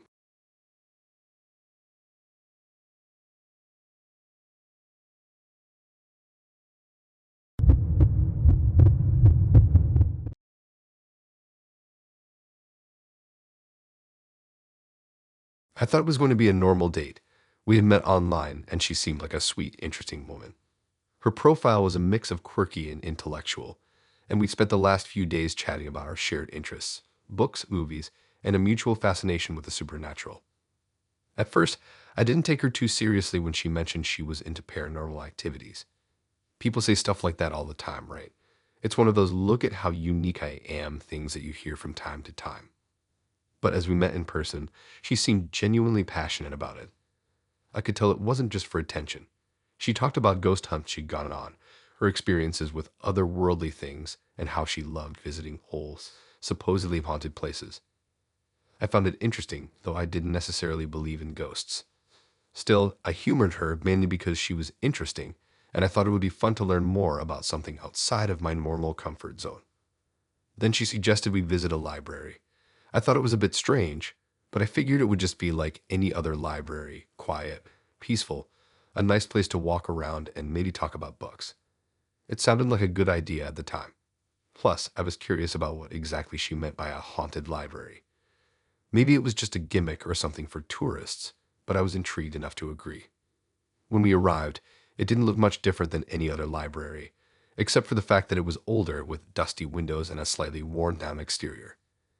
It had this old, almost oppressive vibe about it, but I still didn't think much of it.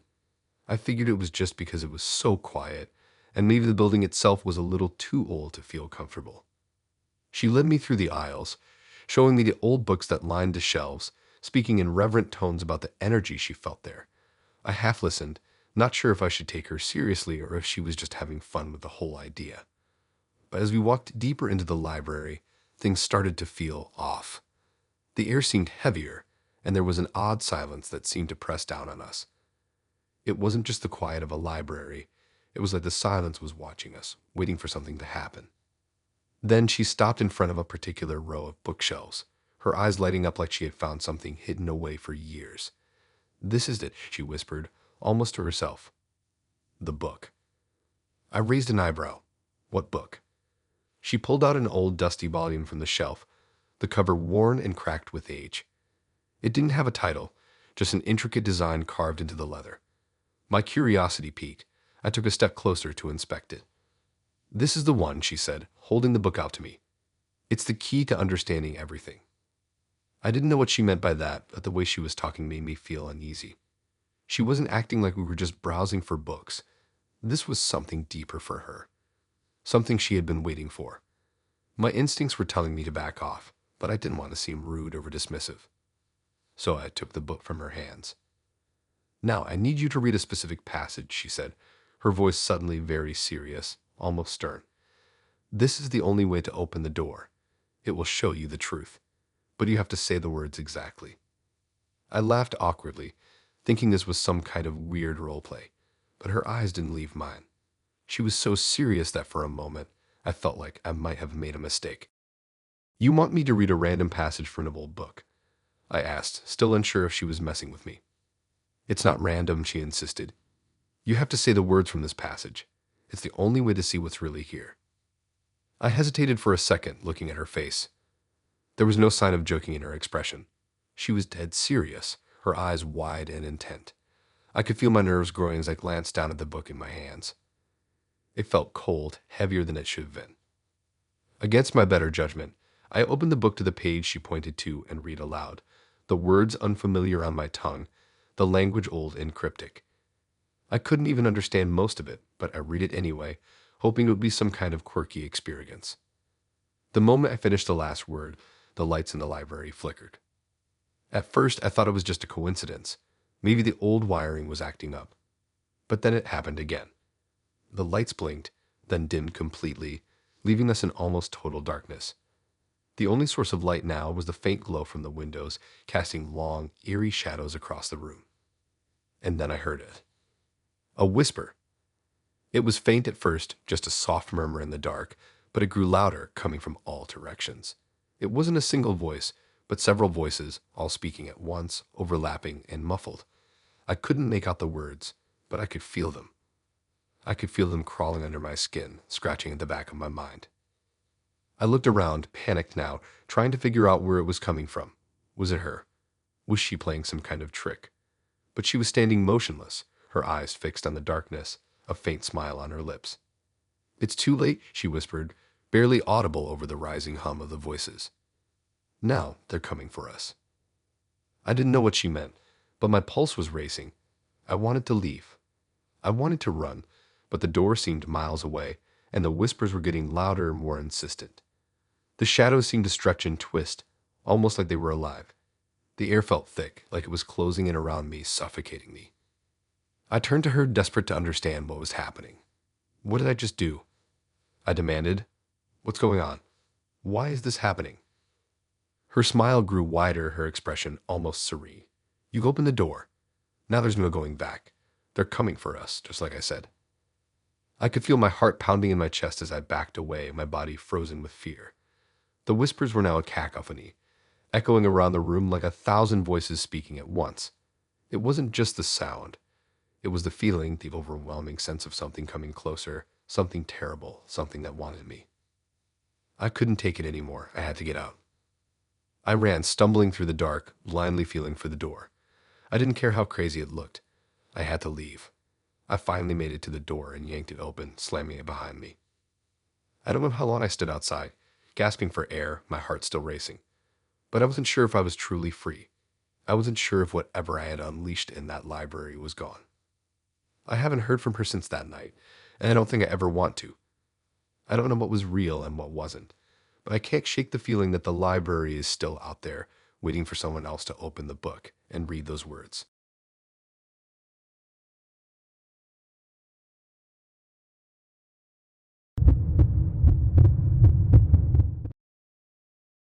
I was excited for this date. I had met him online, and after a few days of chatting, we finally decided to meet up at a local coffee shop. It wasn't anything fancy, just a casual place to grab a drink and chat. Honestly, it seemed like the perfect setting. Nothing too serious, just a chance to get to know someone. He seemed like a nice enough guy, at least based on our conversations. He was charming, funny, and easy to talk to. Everything seemed normal as I walked into the coffee shop and saw him sitting at a table by the window. When he saw me, he stood up and greeted me with a warm smile. He was taller than I expected, with messy brown hair and a relaxed style that made him seem approachable. We hugged briefly, and then he gestured for me to sit down. I could feel the tension of a first date in the air, but it wasn't unbearable. We talked about the usual things, work, hobbies, what we like to do for fun. Everything was going well. But then things started to take a weird turn. He began talking about how he had been waiting for this moment for a long time. I didn't think much of it at first. Maybe he was just nervous, trying to make a conversation. But the more he talked, the more uncomfortable I started to feel. He was telling me how everything in his life had led up to this moment, like meeting me was some kind of inevitable destiny. "Do you believe in fate?" he asked, looking at me with this intense, almost obsessive look in his eyes. I wasn't sure what to say. It sounded like a weird question for a first date, but I played along. I mean, I guess I think things happen for a reason sometimes. His eyes lit up as if I had just confirmed something he had been waiting for. He leaned forward a little, his voice dropping as he said, "I knew it. I knew this was meant to be." I laughed awkwardly, unsure if he was just being overly dramatic or if he was serious.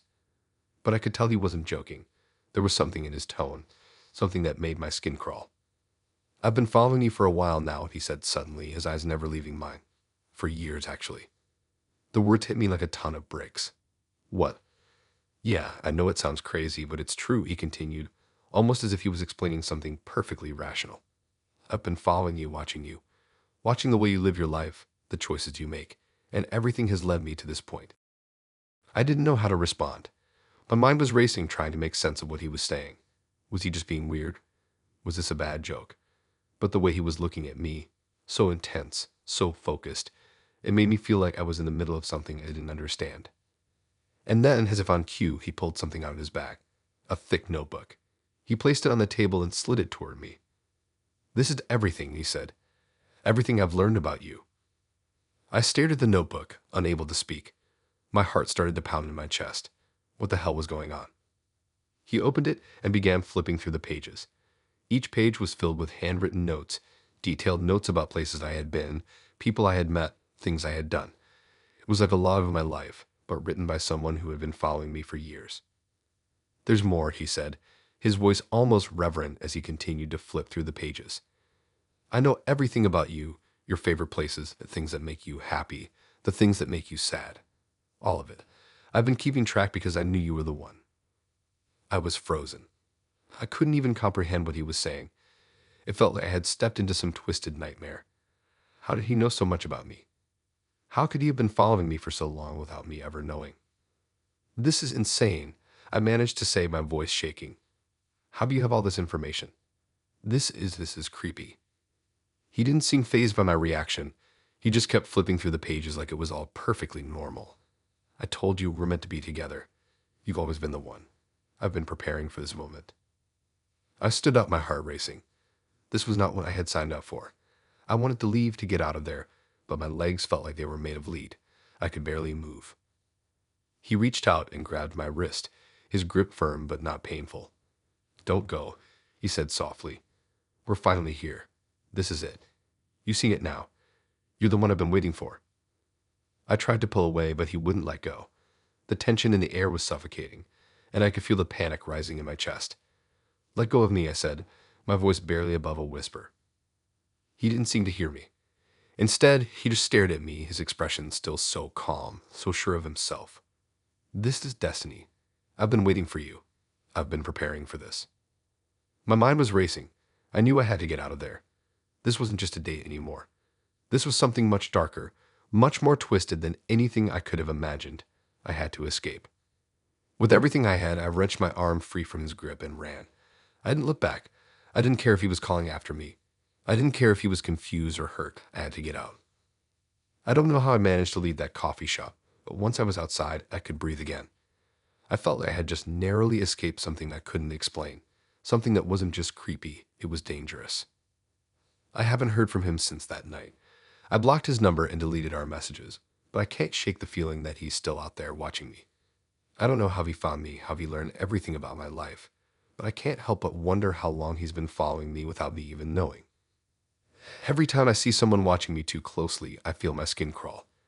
And every time I pass a coffee shop, I wonder if he's sitting there, waiting for me to walk in again.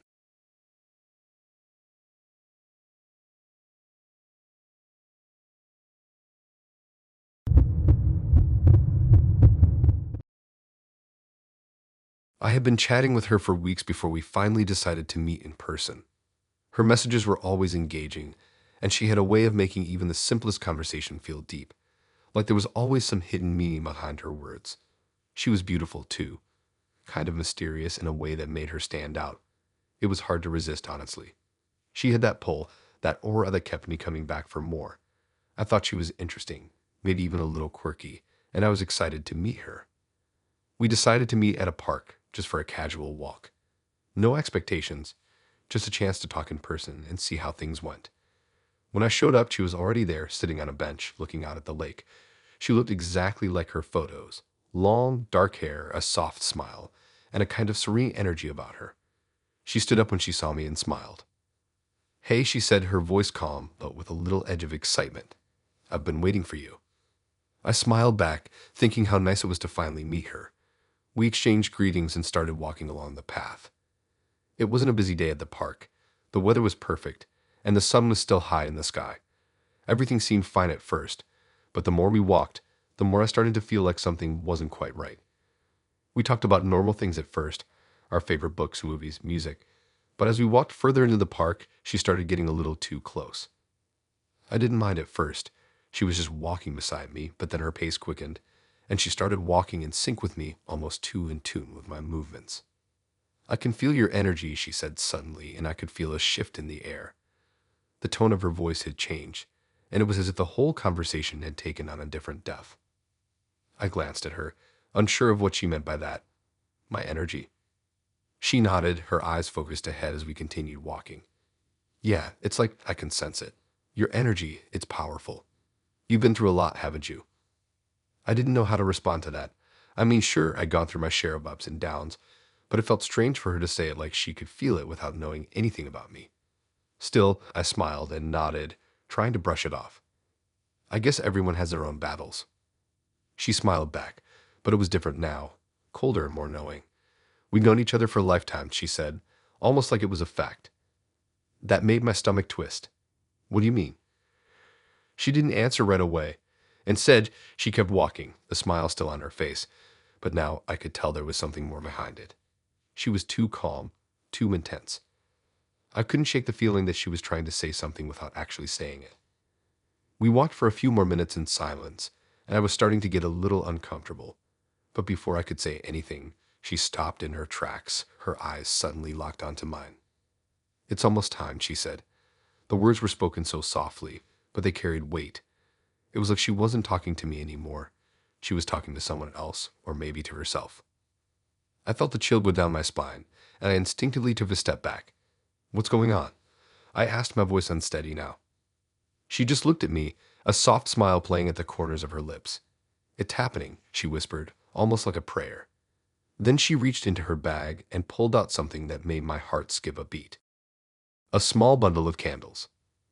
She didn't say anything else. She just knelt down on the path and began placing the candles in a circle on the ground, lighting them one by one. My mind was racing as I stood there, frozen in place, trying to make sense of what I was seeing. "What are you doing?" I asked, my voice barely above a whisper. She didn't respond. She just kept lighting the candles, her hands steady and deliberate. I felt like I was trapped in a dream, but it wasn't a dream, it was real. She was performing some kind of ritual, and I was standing in the middle of it. I started to back away, but as soon as I moved, she looked up at me with eyes so intense, so focused, that I couldn't move anymore. It was like she had me under a spell. "Don't be afraid," she said, her voice soft but filled with an authority I hadn't heard before. "This is the next step. You've been called to this moment." I felt my heart pounding in my chest as I took another step back. I don't want to be part of this. I don't know what this is, but it's freaking me out. But she was already standing up, her hands raised to the sky. "You are part of it," she said, her voice rising, becoming more urgent. "You've always been part of it." The sun was starting to set, casting long shadows across the park, but the candles seemed to burn brighter. The wind picked up, and I could feel it swirling around me, pushing me toward the circle. My feet felt heavy, like I was being pulled into it against my will. She began chanting, her words in a language I didn't recognize, low and rhythmic, almost hypnotic. The air grew thicker, and the park, which had been calm just moments before, now felt heavy with something I couldn't explain. The whispers started. They weren't loud, but they were there, in the back of my mind, just at the edge of hearing. It was like there were voices coming from all around us, voices I couldn't understand but could feel deep inside me. The ground beneath me seemed to shift, like it was alive, and the feeling of dread washed over me like a wave. "Please," I said, my voice shaky. "I don't want any part of this. I don't know what you're doing, but I can't be here. I need to leave." But she didn't listen. She just kept chanting, the words faster now, more frantic. The candles flickered, and the symbols on the ground, symbols I hadn't noticed before, seemed to glow like they were alive. I turned to run, but before I could move, I felt something grab my wrist. It wasn't her. It was something else, something cold, something that wasn't human. I screamed and pulled away, but the grip tightened. And that's when I saw it, the shadow in the distance, moving toward us. Her chant grew louder, and the shadow moved closer, no longer a shadow, but something else entirely. I didn't wait to see what it was. I yanked my arm free and ran as fast as I could, not looking back, not caring where I was going, just needing to get away. I didn't stop running until I was out of the park, my lungs burning, my heart racing. I looked over my shoulder, half expecting to see her following me, but there was nothing. I haven't heard from her since that night. I don't know what she was trying to do, or what kind of ritual she was performing, but I know one thing: I never want to go back to that park again. I still don't know what happened that night, but every time I think about it, I can feel the weight of the air around me, the sound of her chanting in my ears, and sometimes when I'm alone at night, I hear whispers. I don't know if it's just my mind playing tricks on me, but I can't shake the feeling that she's still out there, waiting.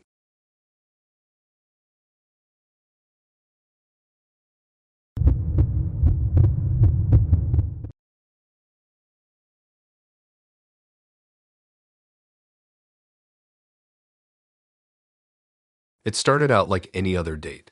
I met him on a dating app, and for the first few days of chatting, everything seemed normal. He had a good sense of humor, shared some of my interests, and seemed like a genuinely nice guy. We talked about movies, hobbies, and all the usual first date stuff.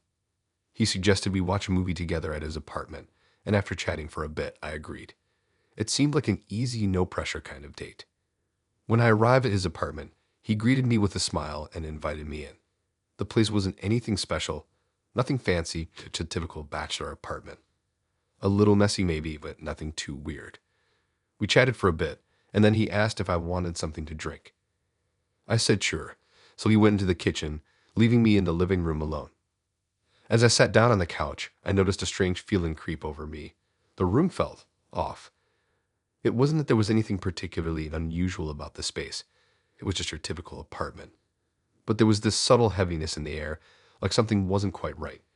Maybe it was just the lighting or the fact that I was in someone else's space, but I couldn't shake the feeling that there was something I wasn't seeing.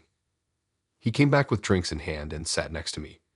We started talking again, mostly about the movie we were going to watch. He seemed totally relaxed, but I still felt that strange energy hanging around us. Maybe it was just me being paranoid. After all, I didn't know him that well.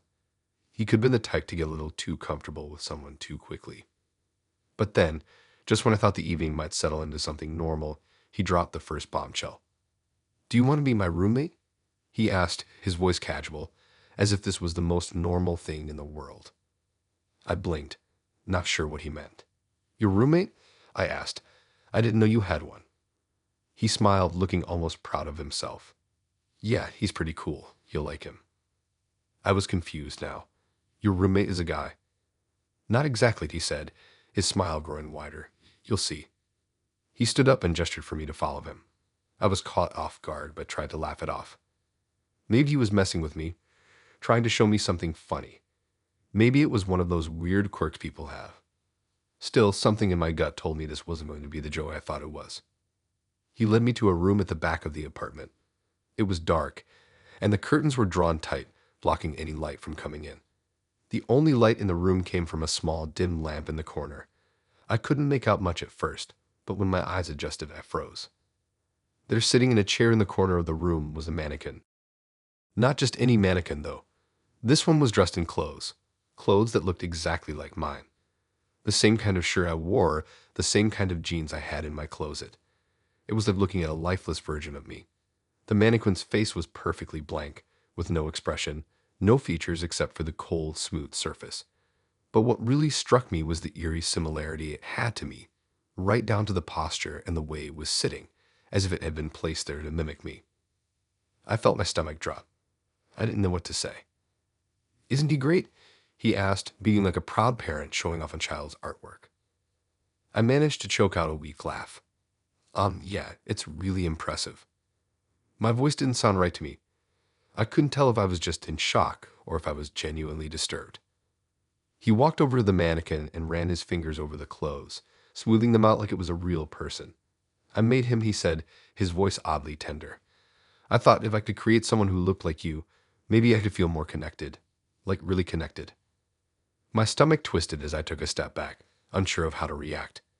"Wait, you made this for me?" I asked, trying to understand what he was getting at. He nodded, still smiling. "Yeah, I've been following you for a while now, watching you. I just knew we were meant to be together. So I decided to create this version of you. And now you're here." I felt a chill spread through my body as his words sank in. What did he mean? "I've been watching you." Was he stalking me? How long had he been following me? And why was he acting like this was normal? I think I need to go," I said, my voice shaking slightly as I turned to leave the room. But as I reached for the door, he stopped me. "You can't leave yet," he said, his voice colder now, more forceful. "I've been preparing for this. You're the one. The mannequin, the clothes, everything. It's all part of our connection." I felt a surge of panic rise in my chest. "I don't want any part of this," I said, backing away. "This is messed up. I'm not. This isn't normal." His face twisted, and for a moment, he looked disappointed. Then his expression hardened. He stepped forward and locked the door behind me. "You need to stay," he said, his tone becoming more stern. "I've been preparing for you. This is what you were meant for. You're here now, and there's no going back." My heart pounded in my chest as I stared at him, now standing between me and the door. The realization hit me all at once. I wasn't just a date to him. I was part of some twisted plan. He had created a mannequin of me, followed me, and now he was trying to force me into some sick fantasy. I had to get out. I ran toward the window, hoping to find a way to escape. But as I turned back to look at him, I saw the fear in his eyes. Fear that I would leave him, fear that I wouldn't accept his twisted version of reality. "You can't leave," he said, his voice softer now, almost pleading. "You don't understand. You're supposed to be with me. We're destined to be together."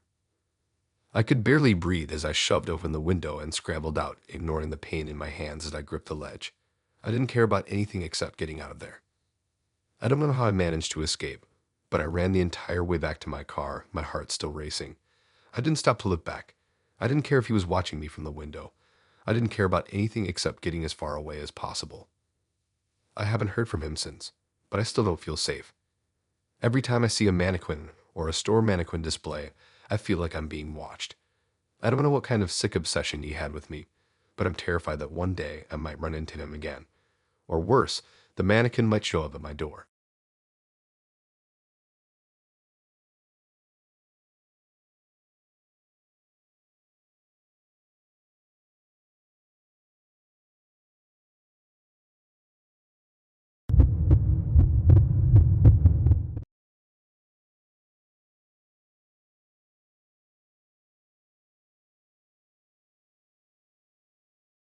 It was supposed to be a simple dinner. I met her through a dating app, and after chatting for a few weeks, we decided to meet up in person. Nothing fancy, just a casual dinner at a restaurant downtown. She seemed normal enough in our conversations, easygoing, a bit quirky, but nothing out of the ordinary. We both enjoyed the same kind of food, had similar tastes in music, and shared some interests. It was one of those, let's see where it goes kind of situations, nothing more, nothing less. When I arrived at the restaurant, she was already there, sitting at a table for two by the window. She stood up as soon as she saw me and smiled. She was pretty, maybe not the most striking woman I'd ever seen, but she had this warmth about her that made her easy to talk to. We exchanged pleasantries, and I felt comfortable right away. I sat down, and we started talking about the usual first date stuff. But things started to feel off pretty quickly. At first, I didn't think much of it. We were just talking about our jobs and life in general. But I noticed that she was staring at me a little too intently. I'd say something, and she'd give me this focused look, like she was analyzing every word I said. I chalked it up to her being shy, or maybe just really interested in what I had to say. After all, she was smiling, nodding, and asking follow-up questions. So maybe she was just really engaged in the conversation. But then she started taking notes. It wasn't like she was writing in a notebook or anything. It was a napkin. She grabbed the napkin from the table and started scribbling something down. I was still talking, but it was hard to ignore her intense focus on the napkin. I could see her writing words and drawing little symbols, but I couldn't make out what they were. At first, I thought it was just a weird habit. Maybe she had something she wanted to remember. But as the night wore on, it started to feel like something more. She was writing almost obsessively, and every time I would look at her, she'd quickly glance up at me with that same intense stare before going back to her scribbling. It made me uncomfortable. "So, what's all that about?"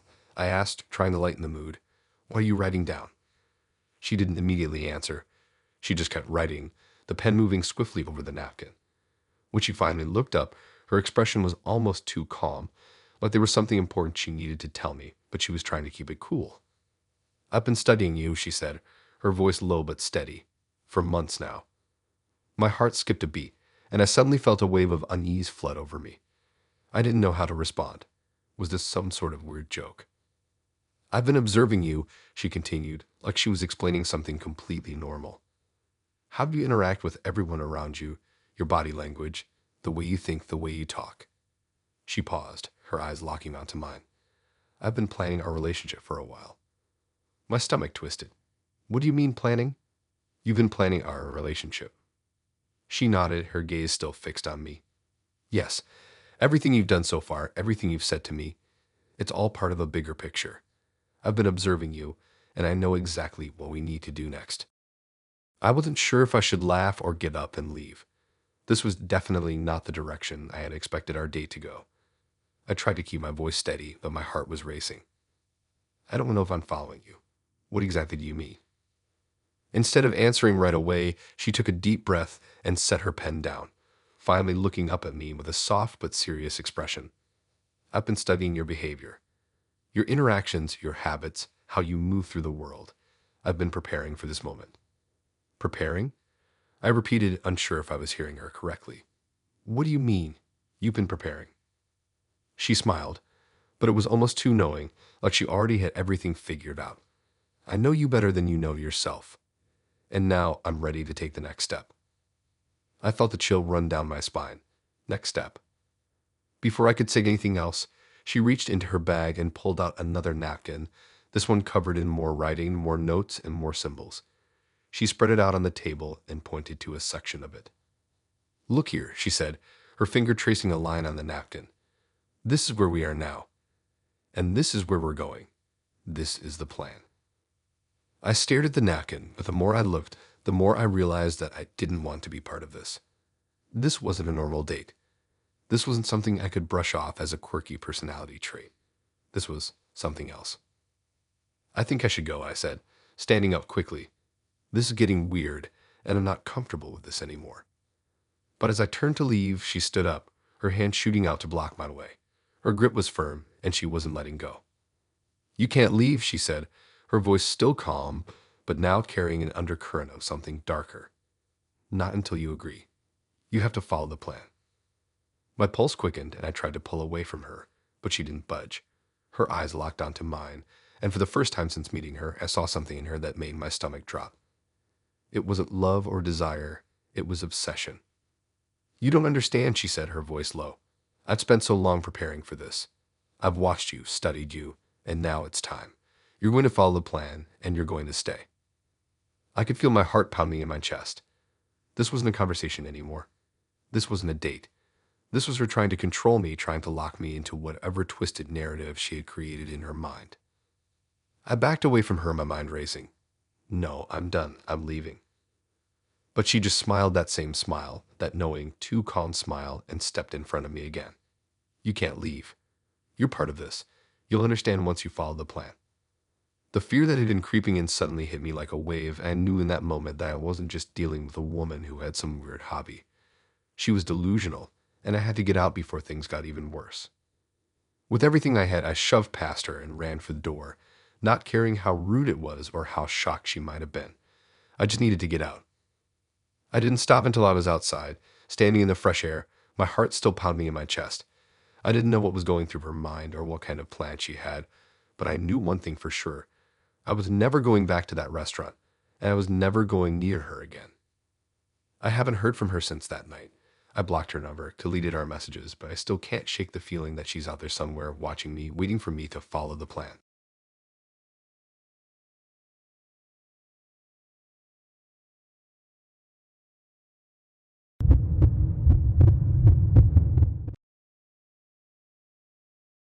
I never thought a date could turn into something like this. At first, he seemed like just a regular guy, charming, witty, and intriguing. We had been chatting online for a while before we agreed to meet in person. His profile was a mix of cryptic messages and casual photos, making him seem like someone with a mysterious side. I wasn't sure what to expect when he suggested a mystery date, but I was intrigued. It sounded exciting, and I was up for an adventure. He told me to meet him at a cafe and promised that he had everything planned out. I couldn't help but smile at how mysterious he was being, all while maintaining this air of confidence. I met him at the cafe, and he was exactly how he looked in his pictures, tall, dark hair, and a kind of charismatic smile that was enough to put me at ease. We had a nice conversation over coffee, and he kept me guessing the entire time. Every question I asked him, he answered with some kind of riddle or vague response. It wasn't uncomfortable, though. He was charming, and I played along, curious to see where this would go. Then, just when I thought I was starting to understand his vibe, he dropped the first bombshell. So, are you ready for the adventure? He asked, leaning in with a mischievous grin.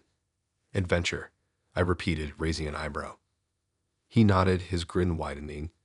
You'll see. It's all part of the mystery. Come with me. I was a bit taken aback. I wasn't sure if he was being serious or if this was just some weird date idea. But there was something in his eyes, something that made me want to follow. Maybe I was just curious, or maybe I wanted to see how far this strange night would go. He led me out of the cafe, and we started walking down the street. We didn't take the usual route, though. He guided me down a few side streets, the area becoming quieter and darker as we went on. I started to feel a bit uneasy, but it wasn't enough to make me turn back. The thrill of the unknown was what kept me moving forward. Eventually, we came to an old, run-down mansion that looked like it hadn't been lived in for decades. The building loomed in front of us, towering and silent. It looked like something out of a horror movie, creaky iron gates, ivy crawling up the walls, windows with dark curtains that gave it a haunted feeling. "Welcome," he said, his voice suddenly serious. "This is where the game begins." I froze. "This place?" "Yep," he said with a grin. "You're going to love it." I stood there for a second, trying to take in what was happening. My heart rate picked up. This wasn't just a mystery date. This was something entirely different. The mansion, the dark streets, the eerie feeling, it all felt wrong. My gut was telling me to run, but I was too deep into this now. Besides, I didn't want to seem rude, and there was a part of me that was too curious to back out. He led me inside the mansion, and I immediately felt the temperature drop. The wooden floors creaked beneath our feet, and the air was thick with dust. The house had an overwhelming sense of neglect. Dark corridors, faded wallpaper, and furniture draped in white sheets. It felt like time had stopped here. We walked further into the house, and that's when I saw him. A man in a mask. He was standing in the hallway, completely still, as if waiting for us. I wasn't sure if he was part of the game or if he was some sort of security guard, but his presence was unnerving. He didn't say anything, just stood there, unmoving as we approached. He didn't even acknowledge us at first, but then he raised his hand slowly and handed me a key. The key was heavy, cold, and ancient-looking, like it didn't belong in the modern world. "You're next," the masked man said in a low, almost mechanical voice. I was about to ask what he meant, but before I could, the doors behind us slammed shut with a deafening bang. I jumped, my heart racing as I looked back at the door. "Okay, if that's not funny anymore," I said, trying to laugh, but my voice wavered. "What is this?" He just smiled, that same calm smile I'd seen earlier, but now it was colder and more unsettling. "I've always wanted someone to join me in this game," he said, his voice quieter now. "Welcome to my last experiment." My stomach dropped. "What do you mean, your experiment?" I asked, my voice shaking. He stepped back, raising his hands as if to welcome me into the strange, dark room we had entered. "I've planned this for a while. You've always been the one I wanted. You fit perfectly into my plan." I looked around, trying to process what was happening. The room we were standing in was dimly lit, with old furniture scattered about. But the strangest part was the walls. They were covered in strange symbols, markings I didn't recognize. There were candles everywhere, their flames flickering as if they were waiting for something. "I'm not playing this game," I said, feeling the panic rise in my chest. "This is insane. Let me out of here." But as soon as I turned to leave, I realized the door had been locked. I couldn't open it. I yanked on the handle, but it wouldn't budge. My panic intensified. I turned back to him, my heart hammering in my chest. "What do you want from me?" I demanded. He just looked at me, his expression still calm, almost too calm. "I've already told you," he said. "You're part of this now. You're here because I want you to be. This is the last step." I didn't know what he meant, but I could feel the darkness around me. Something wasn't right. This wasn't just some twisted prank or a weird date. This was something dangerous. "What are you going to do to me?" I asked, my voice barely a whisper. He didn't answer. He just stepped back, and the man in the mask turned toward me, holding out a small book. It was old, with pages that looked yellowed with age, the cover worn and cracked. He placed the book in my hands, and I felt an odd coldness in my fingers as I held it. "It's time to play," he said. "The game has already begun." I didn't know what he was talking about, but I knew one thing for sure: I needed to get out. I couldn't stay here any longer. I looked around the room, the symbols on the walls, the candles flickering in the dark, and felt an overwhelming sense of dread. This wasn't just some weird game. This was real. I ran toward the door again, trying to force it open, but it didn't budge. I banged my fists against it, screaming for help, but no one answered. I could hear their laughter echoing behind me, and that's when I knew there was no escape. The last thing I remember before everything went dark was the key in my hand, the key that was supposed to unlock the door, but it never did.